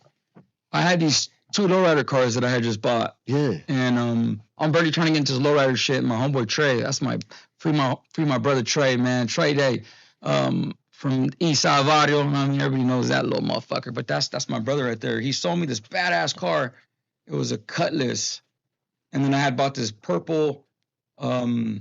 It was a Pontiac, a badass Pontiac on rims. And so I had the lowrider and then the donk, right? So fucking, I'm out in Salt Lake and the homeboy Moses from Salty Block, he hits me up. He's like, hey, these people want to use a lowrider car for a movie skit. So I said, all right, I'm going to pull up. So I go down there and I was going to take the red one, but I was like, fuck, I'm going to take the purple one. It stands out a little more, right? And when I pull up, all these people they're doing a big ass movie. It's a Mormon flick. It's called Inspired Guns. And the dude sees me and he's like, hey, man, he's like, you're a real gangster, huh? And I said, I ain't no gangster, bro. I just like tattoos and shit. I'm cool. I'm just can't bring you the car. He's like, he goes, check it out, man. He's like, what would it be like if I give you a contract to be in this movie, but it's nothing crazy. I'll tell you what to do and whatever, right? And I was like, well, how much you gonna pay me? And they're like, we're gonna give you this much. And I was like, fuck, okay, shit, let's run that shit. And all I gotta do is this. So I end up doing this. I got on the movie skit for that. So they're like, come. It was like I left the car there for 4 days. On the 4th day, I came back, and then now it was my turn to start shooting all my shit. So I shot for like 7-8 days, like a week, and I was just a little there's four of us, 4 dudes. One of the dudes is just a dude that's always acting. He's a square dude. Okay. There's the other guy. He's a cop from Vegas, but he's playing a cholo part. Okay. And then there's me, and we're just doing little skits. We're just bullshitting, sitting there, all the cameras everywhere, and I'm just joking around. And there's parts of the movie where we're joking because there's a lot of like bloopers and shit. Yeah. And I'm joking around, and there's a part where dude stabs the table hella hard, and I said, "Hey man, you're gonna." Oh, I forgot what I told him. I was like, "Hey man, that's my grandma's table." So I was just fucking around because it's a movie, right? And that one got me just from that, I got another movie off it from a HBO series. So I was on that, and it was pretty dope because it was a pretty big movie. It's still on Amazon. And then like 2 years goes by, right? And this dude hits me up, and he's like, "Hey, I've been trying to get a hold of you for like 6 months." He goes, "Oh boy, the dude that was not the cop but the other guy." He goes, "We were gonna put him on this cartel show. It's called Icarus." And he's like, "We're gonna put him on this show for HBO, but we seen you in his auditions, and we're hitting them up to find you, but he don't want to give us your information." And he's like, "But now that I got a hold of you," he goes, "I want you to come down here to this office, and he goes, tomorrow, we're supposed to leave today." He goes, "But I'm going to stay an extra day. We want you to come, and we want you to do an audition real quick, like just to do a couple little parts." Yeah. And I wasn't going to do it. I was just going to throw it away, right? And I was like, fuck it, I'll pull up. And I was like, well, send me a contract. I want to see what it is you want me to play and what it is. So I seen the movie, bro, was, okay, so it's based on true events. It's a dude that comes from a military family, and he builds drones. And it's based on true facts and shit, right? So he's flying these drones for the military, and they're blowing shit up or whatever, and he's a builder, or his dad was the builder, so he taught the kid how to build drones. Well, in Juarez, the cartel was smuggling hella dope and drones over the border with the drones, right? And this kid was building these drones for the cartel. Well, the cartel was snatching them up to work and do the drones, right? Yeah. Well, that's part of the story, and I was supposed to play this dude called his name's Manuel. So I was Manuel, and I was working for this cartel in Juarez I was kidnapping the white boy, and I was part of the kidnapping and taking him to build the drones and shit, right? And I played the part where I was an infiltrator to the cartel that I worked for a different cartel. So once I worked for this cartel to steal this guy from this cartel. Yeah. So I was playing that guy and shit, right? So it was pretty dope, bro. And bro, we shot for like 4 months. And I got my brother in it. I got B-Dawg in it. I got a bunch of. They're like, "Oh, we need extras for cartel members." So I put the homies on. A bunch of homies on. Bro, that shit was the dopest shit I've ever. The first movie was cool. This one was like dope, bro. It was like cartel shit, guns. Like, bro, we did a shooting. They put me on with some like little pouches under my shirt. Yeah. So when they killed me. The shit was exploding. Oh, bro, it was the dopest shit ever, bro. Got the full movie. Oh yeah, full movie experience. Yeah, their homies put homies on, right? Yeah. Right. Fake ones be putting Southerners on, right? Yep. And I was like, oh, okay, we had a fucking. See what you did there. Okay. So I see. Okay, so there was a part, bro, where they're like, "Oh, you have to wear his blue shirt." Yeah. And at the time, I didn't wear blue. Yeah. No. So I was like, I said, I'm not gonna wear this shit. And they're like, "You have to wear this as part of your outfit." And I was like, I'm not gonna fucking wear that, bro. I said, I'm a real fucking street dude. If I wear that shit, bro, my people have never done this. I said, so me doing this is big. You don't understand that, but I'm trying to tell the producer, like, me wearing this is gonna affect me. Give me a fucking white shirt or a black shirt. This blue shit's not gonna work, bro. So he's like, it is what it is. He's just this older white dude. He didn't understand. So I was like, fuck. I went in the car, bro. I sat down in the car for like 4 hours, bro. Like literally debating. waiting for my turn to come up, but I was like, dude, I'm gonna fucking leave, and I'm gonna leave right now, and I'm gonna cause these motherfuckers hella money. So was the blue shirt like a technical thing? It was because I was a cartel member, but I'm like a cholo cartel guy. So it was like me being a Sureno, like a Southside. But what I'm saying was the T-shirt itself like a technical thing. Like if the pack exploded in this shirt, would it be easier to explode? It was just a regular ass shirt on a different scene where we showed up to go pick this dude up from his grandma's house where we dragged him out. Yeah. So I'm trying to tell this dude, like, look, we haven't even shot no scenes yet. Like, we're about to. But if I say fuck this and I'm out of here over this shit, all those shots that you've done for the last 2 months of me, you're going to have to reshoot all that shit. Straight up. And it's going to cost you thousands. And I let them know straight up. So either you respect the pimping or I'm fucking leaving. Yeah. And I sat there for like 4 hours in the car debating, how am I going to get this motherfucker to not let me wear this so I don't wear it. I mean, I said, man, I got this motherfucker because we've been filming for this long. I'm going to tell him, you make me wear that, bro, it's going to cause some effects in my life because of it. And I'm not going to do this. You can keep all your money. You guys can fuck off. Go spend another $100,000 or $200,000 that you've already spent on all this other dope shit we've already done. We've already did the shooting. We did all kinds of shit out in the desert. Like, go redo it. You know what I mean? And the dude was like, he comes back all mad. He's like, here's a black shirt. There you go. He's like, it's almost the same fucking color. And I was like, but it's not. Yeah. Right. But it's not. You know what I mean? Like, it's not. He didn't understand. But it ended up, it's called iCars. You can watch the commercials and shit. We're going to put the link in the description. The iCars one went to, it was an HBO series. I was on the first 6 episodes, and then I got killed on the 6th.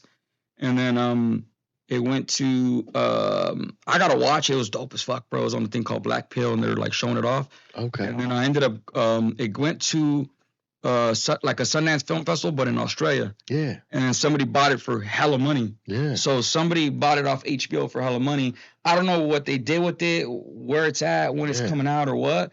But, bro, that was one of the fucking baddest experiences I've ever had. I just did a movie that's going to Sundance. Bro, just did one. If it's going to Sundance, bro, you're going to rock, bro. If it made it to a Sundance Film Festival, which is one of the biggest. I lived in Park City, bro. Yeah. I partied with all the rock stars. There's homeboys, bro, that would be like. I'll go out there. When it goes up, I'm going to go out there. Oh, bro, you'll love Sundance, bro. It's not how it used to be, but you go down Main Street, everything's shut down, bro, and you walk up and down Main Street, you party with, there's everybody up there, bro. I'm over there partying with Eastside Morales. Bro, I have a story watch. You know Eastside Morales, right? Fucking La Bamba. Yeah. Fucking Bob. Yeah, Bob. So, Not my Richie. Yeah, so trip out. We're all chilling. Yeah. I'm at work. Yeah. And these dudes come by and they're like, oh, we're trying to do this. Da, da, da. And I said, hey, I got you on a trip. Yeah. They're like, come over to this mansion up in Deer Valley. And I'm like, all right, cool. So I pull up, I get dropped off. 2 nights before that, I had just got in a fight with like 4 Sureños in the bar. And one of them tells me, I said, hey, homie, where you from? And he's like, this is Southside.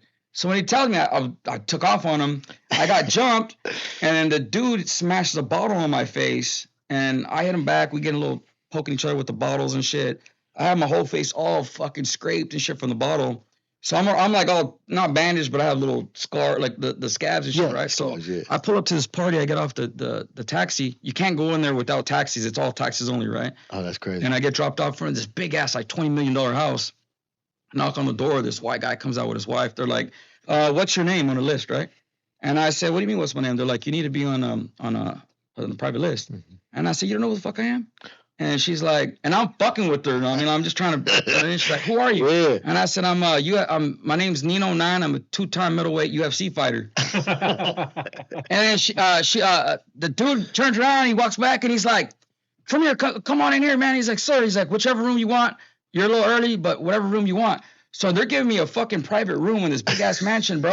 And I thought they were gonna tell me to get the fuck out of here, right? Yeah. So I'm like, what the fuck? Like, okay, I'm playing along with this shit. I go in there. I had 2 bodyguards and shit. They stand out the door. I was like, I want this room. I had a badass, bro. It was just a dope ass room, right? So here comes Bishop Don Juan, the green pimp dude, right? Oh yeah, man. And he's like, hey man, whatever the fuck, right? Just want to smoke some weed. So this is how you know I was smoking weed with the dude. I used to smoke hella weed back then. So I'm passing I'm rolling blunts and shit. The dude don't smoke blunts from his mouth. He hits out of his nose. Right? So he gets a joint. He's like, and I'm like, what the fuck, bro? Like, you passing out? Yeah, I don't put that shit in your nose and shit. He's like, I don't put that shit in my mouth. Like, I said, bro, you just let it. It's you. Like, just keep that shit, right? Yeah. And then here comes that's when I seen Eastside Morales, right? And then all like 4 or 5 dudes from DPG from Snoop Dogg's people came because there was a concert, a Snoop Dogg concert, right? They show up. I forgot the dudes, Corrupt and some other dude, right? And they're with Bishop, and then dudes with Eastside Morales is with Pablo Escobar's nephew. He's the one that ran the big house. Little short dude with a big ass fucking chain, bro. And look, you could tell he's a little cartel dude, right? So I'm trying to trip out on these dudes, and I'm like, nah, there's no way in the world anybody's gonna fucking believe that I'm at a party with these dudes. I got my own room, it's VIP, like 20-something players from the Miami Dolphins just showed up. This is a big ass party that went on for 4 days, bro. And all these people are showing up, right? All kinds of actors, girls, Naomi Kimball, all kinds of people are showing up, right? Yeah. So I'm like, nobody's gonna believe me, bro. Like, I'm gonna tell these motherfuckers tomorrow, nobody's gonna believe me. But I said, you know what? I'm a VIP here, so I'm gonna get my brother, my cousins. I'm getting everybody up here. So I call these dudes. I said, hey, I'm gonna send a taxi to go get you guys. You guys come up here. Just bring whatever. Like, it's gonna be cracking this shit, right? So they all show up, bro. It was the dopest party, bro. I didn't party for 4 days, but I went every day, like, just to go see what's up and shit. Yeah. But we're partying with Eastside, bro. That dude was a fucking party mule, bro. That dude was on some other shit. But You look like it. my homeboy, bro, trip on my homeboy Carlos, right? He shows up, and he just came out from Cali and shit. So he shows up, and he's like, Bob, Richie! He starts, bro, but he kept doing it every time, bro. Every time he'd walk in the bathroom or see Bob and shit, he'd be like, Richie! And then Bob pulls me aside and says, hey, bro, he goes, tell your fucking homeboy to stop or he's gonna have to fucking fight me. So I started laughing, bro. I was like, oh, this dude's with the shit, bro. Like, respectfully, you need to fucking leave dude alone already. Well, go run that. Go in there. Play with you, and then the story goes deep, bro. All kinds of crazy shit happened and shit. But it was Sundance, bro, was dope, bro. I met some dope people, a lot of dope ass actors, bro. Like, it was a good place. It's a great place still to get a platform to like a bigger platform. You feel me? Yeah. So when you go and you watch your videos or your movies and the people come watch it, you get hella doors open to you. You're a Mexican dude with tattoos and they can fit you in all kinds of shit. You know what I mean? So people look for that. You know what I mean? I'm going with you when you go. Let's go. Yeah. It's dope, bro. It's dope, and a lot of people make money up there doing like shuttle driving and just hustling and all that shit. But there's so much money up there, bro. They shut down all the stores and venues and show movies everywhere. So everywhere they're showing movies and big Paramount Pictures and Lionsgate or whatever it's called, they come down there and they send their people and they buy movies, bro. They're buying. I mean, they'll see your film and be like, hey, you know what? This is a really good film. I'm going to keep it. Here's $2 million, or I'm going to buy it for $2 million. I'm just going to redo it. Oh, yeah. You know what I mean? And then you're fucked. You know what I mean? Because you're not going to be on it, but they're going to buy the whole skit, the whole movie, and just redo it with fucking Brad Pitt and shit type. You know what I'm saying? But it's a good platform to find people. I found a lot of musician people up there, and just met a lot of dope people, bro. But it's a good platform. If you can get into movies, that's the next thing. Everybody and their mom rap right now, so there's no money in rap unless you're really, really doing it, or you're a producer or a mixer, or, you know what I'm saying? That's what makes money. The rap and shit you can fucking record out of a fucking trash can if you want. I mean, Yeah. And right now, I think movies. I was trying to tell Wax and Tone. Movies right now is where it's at. If you could do a cheap movie, like a 30-minute short film, low budget but decent, because I know the homies could do it. Mhm. You know what I mean? You can make a quick $200,000 off it. Yeah. Oh yeah, we got to do that. Yeah. I'm fucking dead ass serious, bro. I'm dead serious too. And it's simple shit. It's the shit we I got live. some. I got I'll some. put some money behind it. Let's got some. do My it. homeboy Moses in Salt Lake, bro. This fucking dude, bro. He is fucking bad, bro. This dude has a mind, bro. I can say some movie shit that we have planned, and dude, the stories are dope, bro.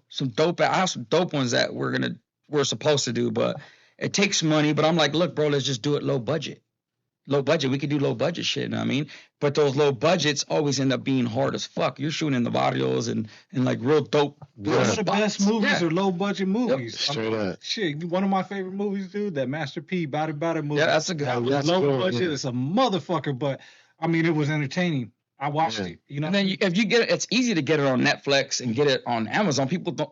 they think it's hard. No, fuck no. You could pay to get on that shit. Once they start buying the shit off it, that's when you start making money. You leave it on there for 10 years on Amazon for fucking $9.99. It's like selling CDs back in the days. I mean, motherfuckers are buying it, or they're watching it one time for $3.99 or $4.99, and then they go to sleep and don't watch the full movie, and they're like, oh fuck, I gotta rewatch it, buy it again for $4.99, and then I want to show my kids at $4.99. I want to show my girl $4.99. I want to show you guys $4.99, and it just adds up. You know what I mean? But there's money in the movies, bro. Like people that are shooting videos for $200-$300, they're cutting themselves. Go shoot a fucking goddamn movie, bro. Do a 10-minute movie, a short movie. If you do something dope, somebody's gonna see it. They're gonna fucking buy it, and they're gonna cash you the fuck out on it. Yeah. And everything's on the internet. Put it on the internet. Somebody will see it. Just make sure that everything you do is stamped and is branded and it's yours and LLCs and all that kind of shit. And now they can't steal it without paying. You're gonna get money off it. Yeah.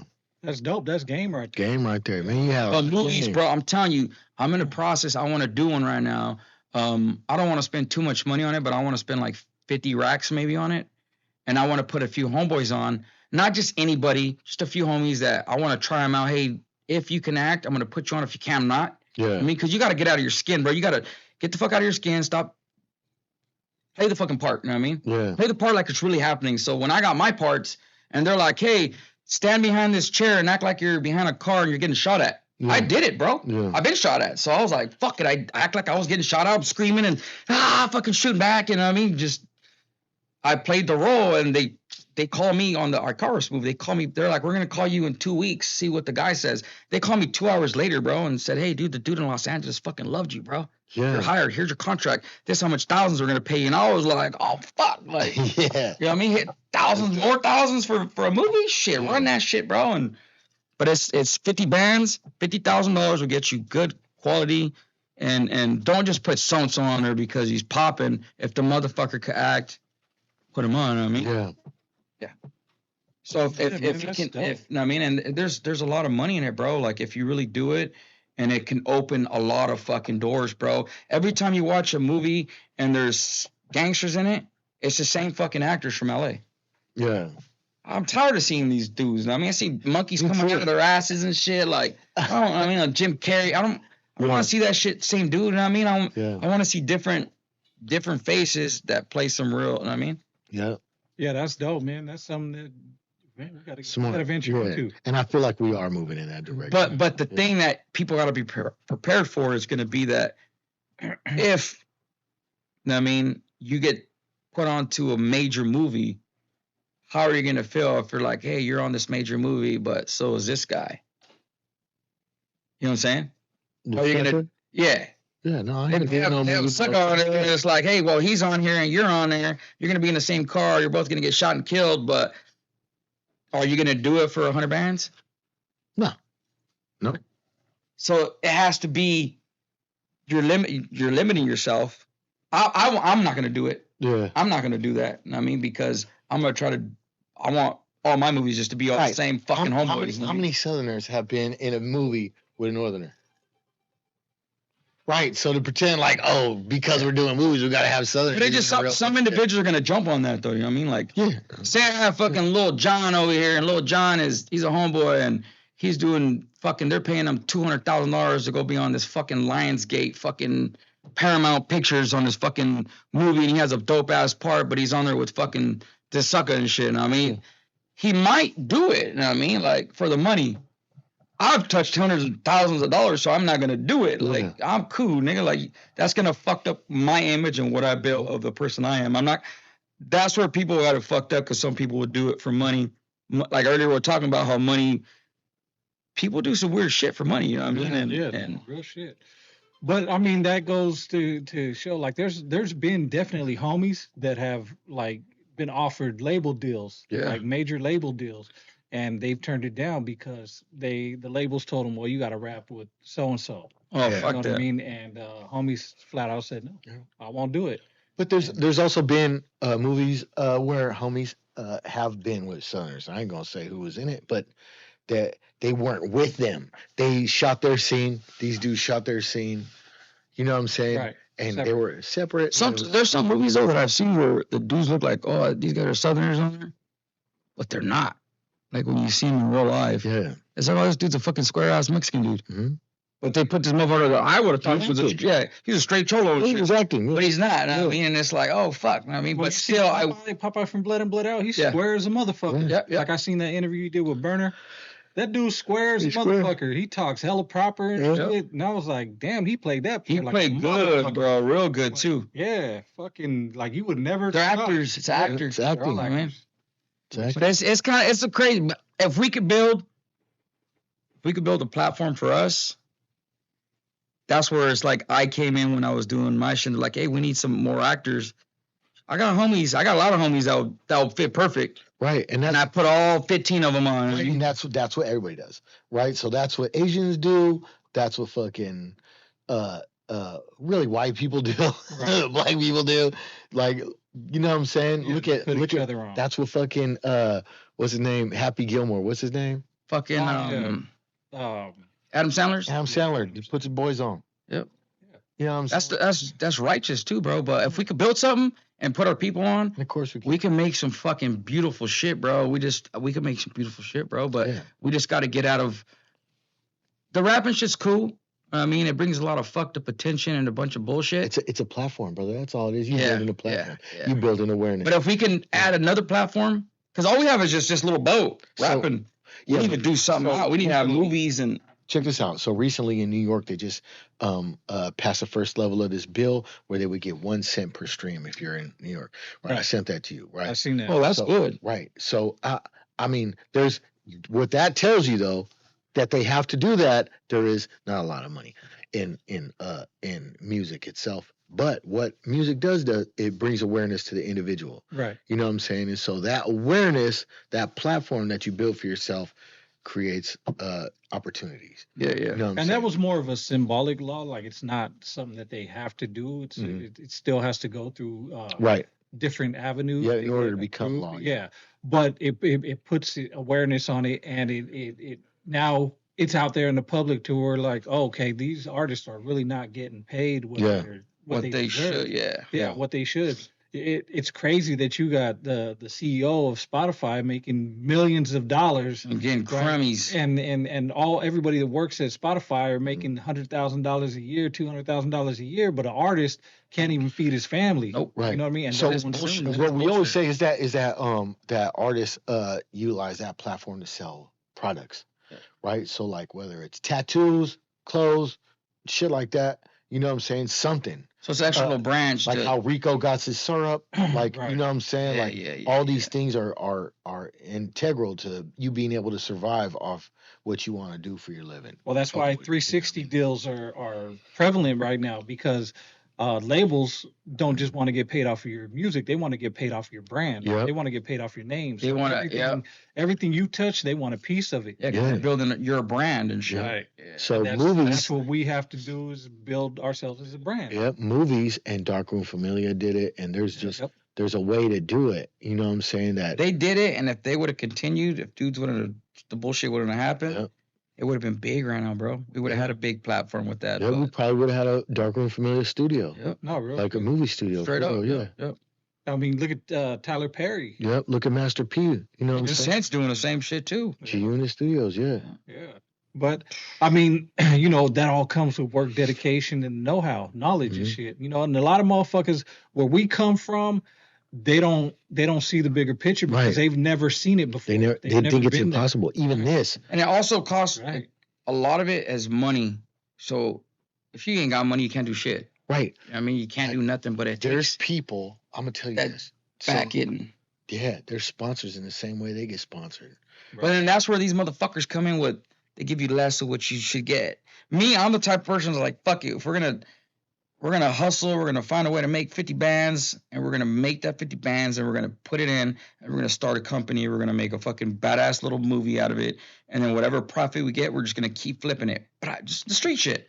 Keep flipping it, build it, make it bigger. Speaking of Utah, right? Because we weren't speaking of Utah right now, but you be around Utah, right? But what's up with oh boy, right? So I know you've seen that no jumper thing with Low. Yeah, he's remember he's a kid. He's a little kid. My son DeVille beat his ass. DeVille's 12 years old and he's that's why I told Beetle, where's Beetle at? Beetle Lagoon's outside. Beetle Lagoon, I was like, bro, So what do you do when you see Lil Brazy? He's like, I'm gonna fuck him up. See, but did you see him getting pressed by the suckers down? Yeah. Right. Because he put himself. Yeah. But I heard that Adam and that other dude, Lush or whatever, Yeah, they told him, hey, you need to pump this up. Bro, I lived in fucking Utah. I'm from Utah also. I mean, I'm not just from photos. I rep both of them because, There you go. I mean, I have a lot of history in both, you know what I'm saying?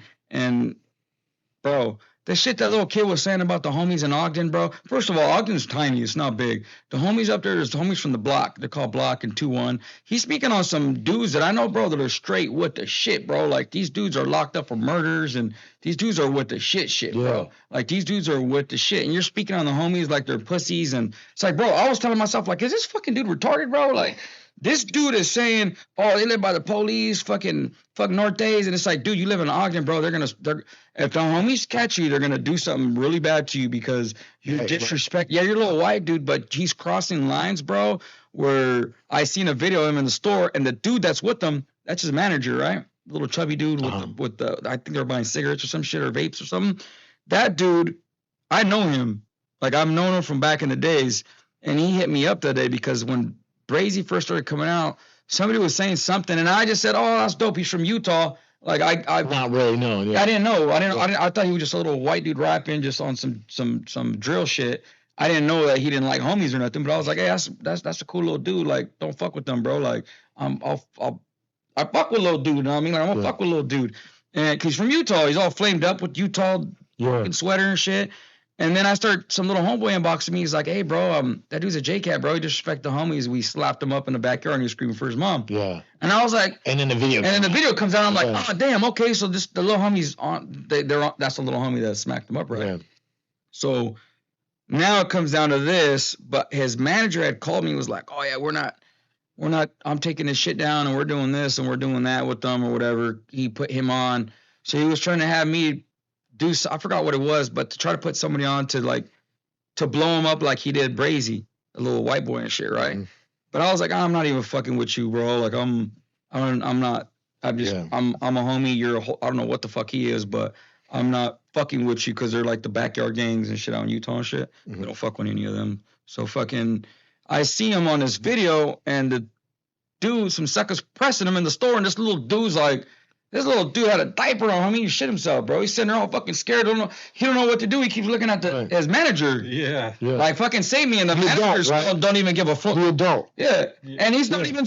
Me, if you're my little nigga and someone bless you like that, I'm going to turn around and say, hey, motherfucker. Like, Brazy did, whatever his name is, right? He did what a little kid was going to do. Exactly what a little kid would do. You made me think of my fucking son. The dude that was with him. Bro, that was some pussy shit. He was some pussy shit, bro. That was some pussy shit. I respectfully would have turned around and said, hey, you know what? Yeah, he fucked up saying scrap and fucking morcaca or chaps or whatever, whoever the enemy was. But if you're going to want to whoop his ass, you're going to have to whoop my ass, homeboy, because I'm a man and you're a man. Fuck me up. No, I mean, or let's chunk whatever you want to do. Was it a grown man that pressed him? It sounded like it. It did say it, but you don't know. It wasn't going to be. Know. It got to be at least 20 years. I would have definitely intervened on some level. Yeah, like oh no. He was 15 years old. His balls hasn't even dropped. But how pussy of it is it for Adam and Lush to tell that dude, like, here, this is what you got to do to make it more interesting? That's another way, though. That same dude failed. If that's his manager, that's another way he failed, too. We talked about that a couple days ago. Right? Like, how adults be just failing these like, hell no. We have Peasy on here. Trying to get him killed, bro. We have Peasy on here. We wouldn't let Peasy crash out. Like, are you crazy? You know what I'm saying? Peasy not going to crash out. And if Peasy said something disrespectful, we'd cut it out. Yeah. Like, you know what I mean? Like, hold on, we gonna help you out, bro. But for these grown ass adults, these pussy ass adults, Lush pussy, Adam pussy shit. Yeah. That's some pussy shit. It's because they're falling off, bro. They're falling off, and their shit ain't shit what it was.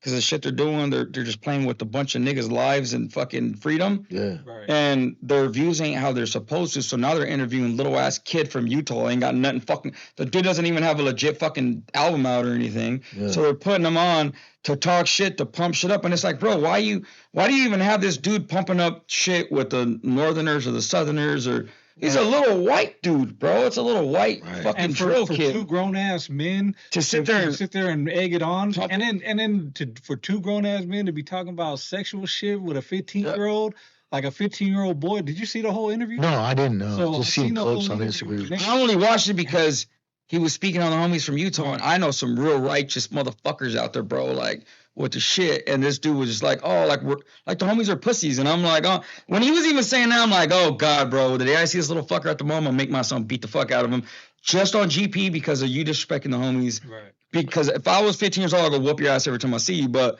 I obviously can't beat up a little kid. Right. Good if I want to go to jail, but I'm gonna have my son whoop his ass because it's like, dude, what the fuck are you doing? That's why you see him on all the videos, getting beat up, running through the malls, hiding, fucking. Oh, I put a blick out and a blick this. He was just talking about in that video on that Adam 22 shit. Oh, we got the blicks. Adam wouldn't let me come in with the blick 45 and blah blah blah. And then they catch you at the smoke shop in L.A.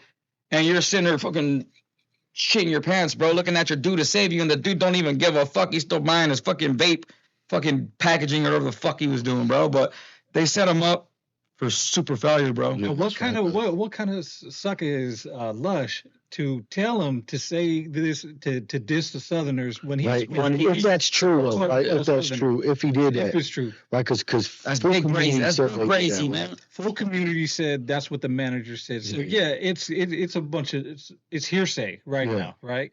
But if that did happen, then they're bitches. Yeah, Straight up. Both of them. he's a little kid, man. He's a little kid. Right. Yeah, he's a kid, bro. He's just doing it to make a little money. Ogden's ghetto, bro. There's a lot of ghetto people out there, and Yeah. I know. I'm sure he comes from around those people because I've been in Ogden. I know a lot of dudes from Ogden. I mean, I live in Utah for hella years, and it is a ghetto area, bro. It's Ogden's with the shit, bro. There's a lot of tweakers and motherfuckers. They be doing some shit, you know what I mean? And that whole area up there in northern Utah is a little wild, and shit, especially Ogden. Ogden's the most wildest town out there. You know, when I was a kid, I told you this story before. When I was a kid, Snoop Dogg was really popular, right? He had just came out. Gin and Juice was a thing, and I grew up with this dude, right, a Mexican dude. And I remember he came after summer. He came to school, and he had a LBC hat on and a 2-1 hat. Oh on, shit! right? And I was like, bro, I grew up with you. Like, you ain't from Long Beach, homie. Like, what is it? What are you doing? There ain't even no Crips out here, homie. You know what I'm saying? It's all Bloods out here. You know what I'm saying? Music, bro. Yeah, and that's exactly what that little dude remind me of, man. You know, Talking dude, about and dude ended up getting beat up. Chicago, what the fuck? Ogden's nothing like Chicago, boy. Like, are you crazy, man? Shit, one Okay. king bomb will take out the whole city, bro. Well, what ended up happening to that dude was he got mixed up. He got mixed up pretty bad, right? And ended up not coming around. We're not going to school over there no more. You know what I'm saying? I don't, you know. And that's what that dude remind me of. You know what I'm saying? Like, he don't know. Like, he was born in Stockton or whatever. You know what I'm saying? Go out to Ogden, and he talking that craziness that It's not a Stockton, bro. Stockton, Right. Nah, I was checking the Stockton- murder rate today on the way here. I was like, oh, fuck, Stockton's dope. A bunch of dope. I like fishing. yeah. So I'm like, there's hella dope ass fishing spots. But I'm like, I want to stop and fish here. Motherfuckers getting killed every week. Someone dying. You know what I mean, so nobody's dying like that in Utah, bro. It's like 3 murders a year, and it's because of some fucking tweaker shit. You know what I mean, like, Right. Yeah. and this dude's on some other shit, like they're drilling, and they just set him up, bro. They're setting him up. They're doing it to pump up, to get views, to make money. And they're setting that little dude up for failure. Some little youngster's gonna catch this dude and feel some really bad type of way, and the dude's gonna pull out a knife or some blick or whatever the fuck, and he's gonna get killed over it, bro. Yeah. I hope It's he sad, don't, but though. I hope he don't. He's a little kid. he's a little white. He's an innocent little white Yeah, dude right. that just mixed up with the. Well, I do think he should stop talking like that. You know, Yeah. I You mean, need to respect everybody. Period.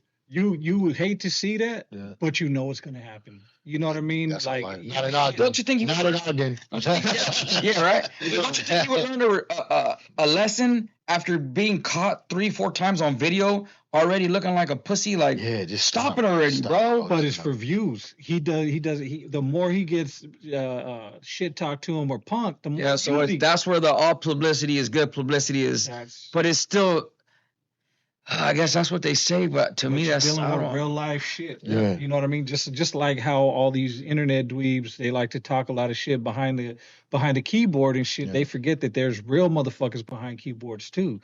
And just because you're hiding behind your little fake profile doesn't mean that motherfuckers can't get touched. Yeah. It doesn't mean motherfuckers can't. I had find a out. dude on Instagram the other day. They posted me on some full community shit a few months ago, right? And this dude jumps on there and he's like, "Oh fuck, Doc 9, he's a pussy, he's a bitch." fake ass nigga. Nobody respects him in his hood. And I'm like, I said, hey, look, motherfucker. I slid in his DM. I said, hey, check it out, you pussy ass nigga. Like, I don't even know you, bro. You don't even know me respectfully. Yeah. That's cool if you heard whatever from anybody.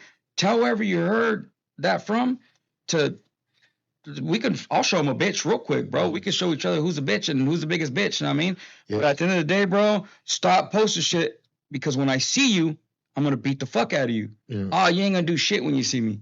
Well, I caught him at 8:30 in the morning when I dropped my daughter off at school. I go to fucking grab some breakfast fucking pizza pockets, and guess who's standing in line? And the motherfucker turns around and he looks at me and says, and I'm in my Crocs, and this nigga says, oh, you're Doc 9. And I look at him and I said, oh, you that motherfucker that said I'm a bitch. Yeah. I said, all right, I'm going to wait for you outside. I'm going to holler at you. You should have known what time it was.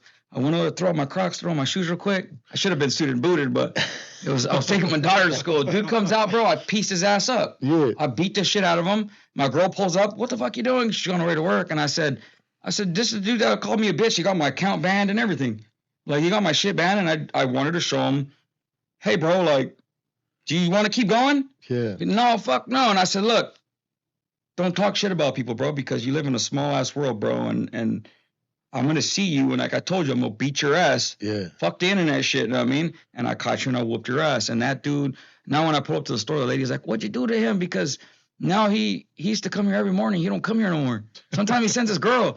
And it's like, well, the dude was talking shit. Yeah. But I whooped his ass. And then I gave him a handshake and I said, hey, look, I'm going to forgive you for talking shit. I just want to show you that I'm not a bitch, nigga. And when I see you, I'm going to whoop your ass. This could have been worse. Yeah. I could have been with some little niggas and we would have poked your ass and did all kinds of weird shit. Yeah. But we didn't do that. I gave you an ass whooping as a man, and that's it. You know what I mean? Do you want to ride home, nigga? Because he was all fucked up. Want to ride home? He was like, nah, fuck that.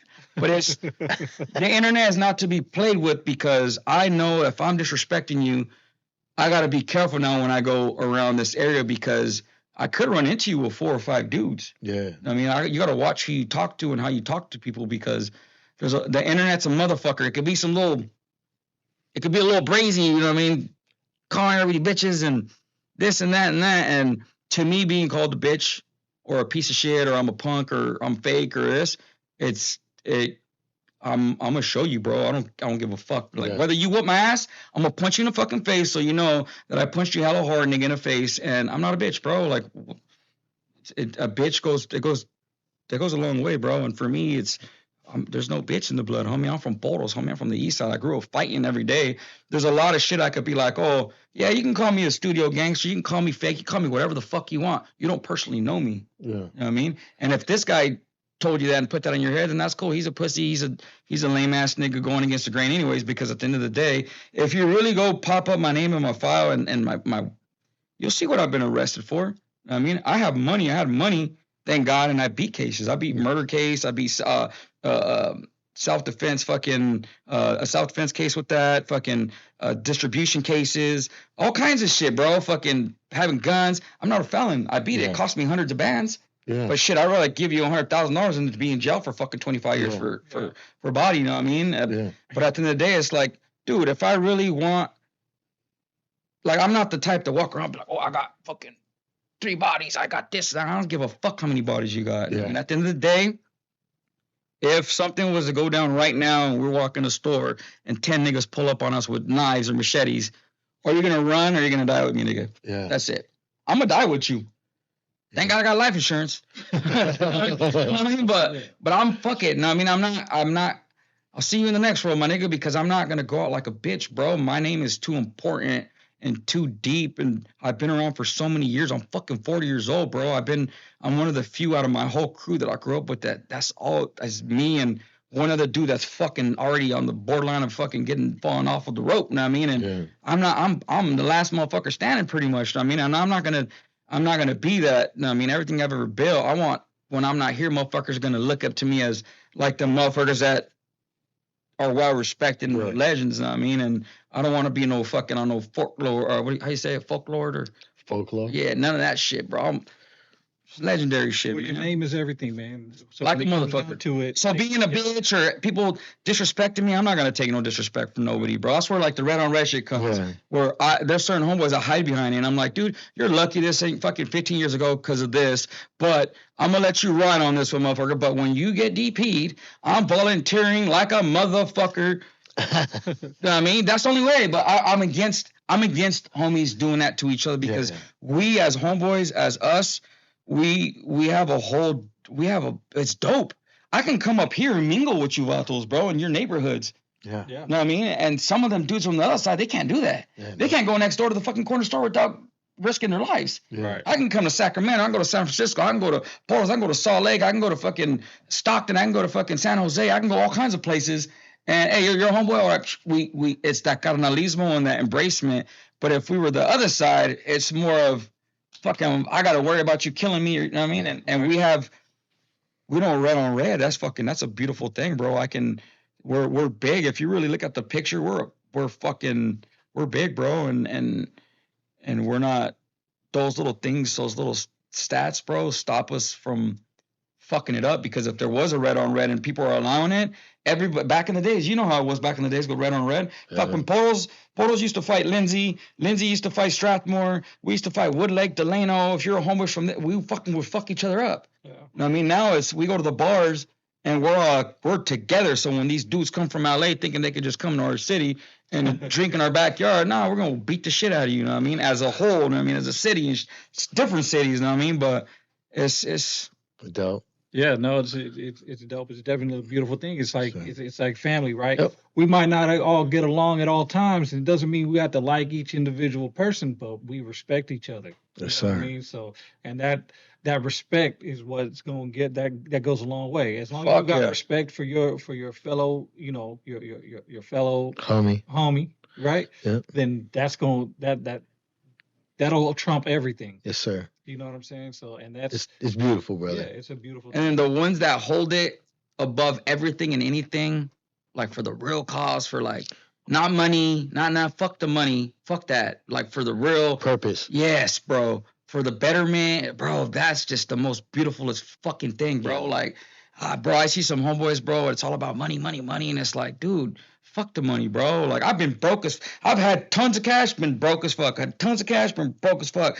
And I always help people, bro. And at the end of the day, it's like, you know what? If I got it, I'm gonna do it. I'm gonna help the homies and the brothers because it's the carnalismo that I could do with it. It's not to mooch all this money and I'm gonna hold it on, not help nobody and be a fucking multi-millionaire. Fuck that. I'm gonna help my people out because that's what I was taught to do. Yeah. All this new money, this and money that, and fuck the money, bro. At the end of the day, money is a root of evil, but we can't survive off it. Everything it evolves around it. You know what I mean? But it fucks up a lot of shit because you get greedy motherfuckers, and money they'll kill you for $500 just as for an excuse. 500. Oh, you owe me $500. You didn't pay me. Oh, you have 3 days. Oh, I can't get it. Oh, you're dead. And it's like, what the fuck?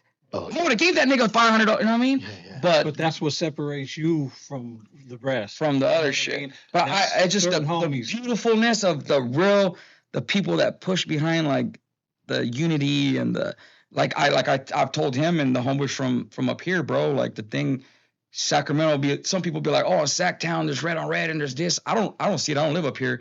I see the beautiful shit you guys are doing out here.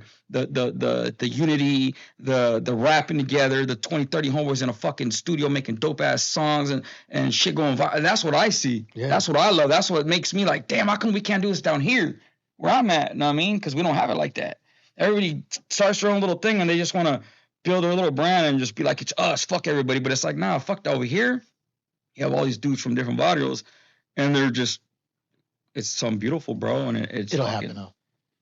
It'll happen. I hope I'm alive to see it, man, because It'll happen soon. fucking that shit it's fucking dope, bro. I love going places and they're like, hey, you're the homeboy rap, Doc Nine rap from Portals and shit, I bump your shit. And they're from a whole nother town and different places and I've been listening for this many years and blah, blah, blah. Start singing my songs and I'm like, damn, that shit makes That's me crazy. feel, I mean, that shit makes me too. I love good, bro. Well, look, brother, we love you. And on my mama, listen to me. On my dad, homie Keno, I think this is one of our best interviews. Oh yeah, definitely. For real. That's right, bro. So I'm super happy to have you. But we have a memory card and we gotta really be on. Let's go. My girl's hungry. She's already texting me. Yeah. But hey, man, it's been a pleasure. I appreciate it, brother. This is dope conversation, man. We bring you love back for game. sure. Oh, We might even go down there because I'm hell yeah. photos. You know, Hell yeah. with photos. Yeah. Man, hell yeah, we got to go down and visit your shop too. Yeah, we Visit your- can bring all the cameras and stuff. We could shoot some dope in the PaperWork studio right there. It's right next to my store. So We'll do it, man. Let's set up a date. Yeah, Let's lock get that in, yeah. we'll do that definitely, dude. I would like for you guys to come down there, and there's certain little homies that I think would, if we put them on a little platform like this, it'll kind of give them a little more shine down there, and it'll be. Hell yeah, Let's we'll do do it. that Hey, 100%. line that shit up ASAP, man. Yeah, we'll do it. Whatever you need from us, we got you. Yeah. Like I said when you first sat down, man. Hey, you're family now. That's right. That's right. Hell Yeah, yeah. being family with me, you PowerX family for sure. Well, I just met you officially, Yeah. but I've heard your music for years. That's right, brother. You know, but now you here, no paperwork. You part of the no paperwork family. Oh yeah, I fuck with you guys. I love what you guys are doing, bro. This is a this Love is what you do. this is part of that beautifulness right here. Right here. It's the unity and what you guys are creating, bro. I love it, bro. And this is gonna be big, bro. It's gonna be a big thing, bro. And it's the beginning of it, and it's gonna be big, bro. Well, we appreciate you. I'm glad to be part of it, shit, bro. Yeah, we're glad that you're part of it, man. And Hell yeah. Probably gonna have to cut some stuff out. Oh, it's all good. Yeah. it's all good, but But once we turn off, I'm gonna tell you guys something real quick. Yeah, all right. Oh, good. Love it. no paperwork podcast, man. Shit. Peace, baby. Conversation without documentation. Yes, sir. Dog 9, Dog 9. BFD, your boy N-Sane, man. We out of here. Yes, sir. Peace. Semi.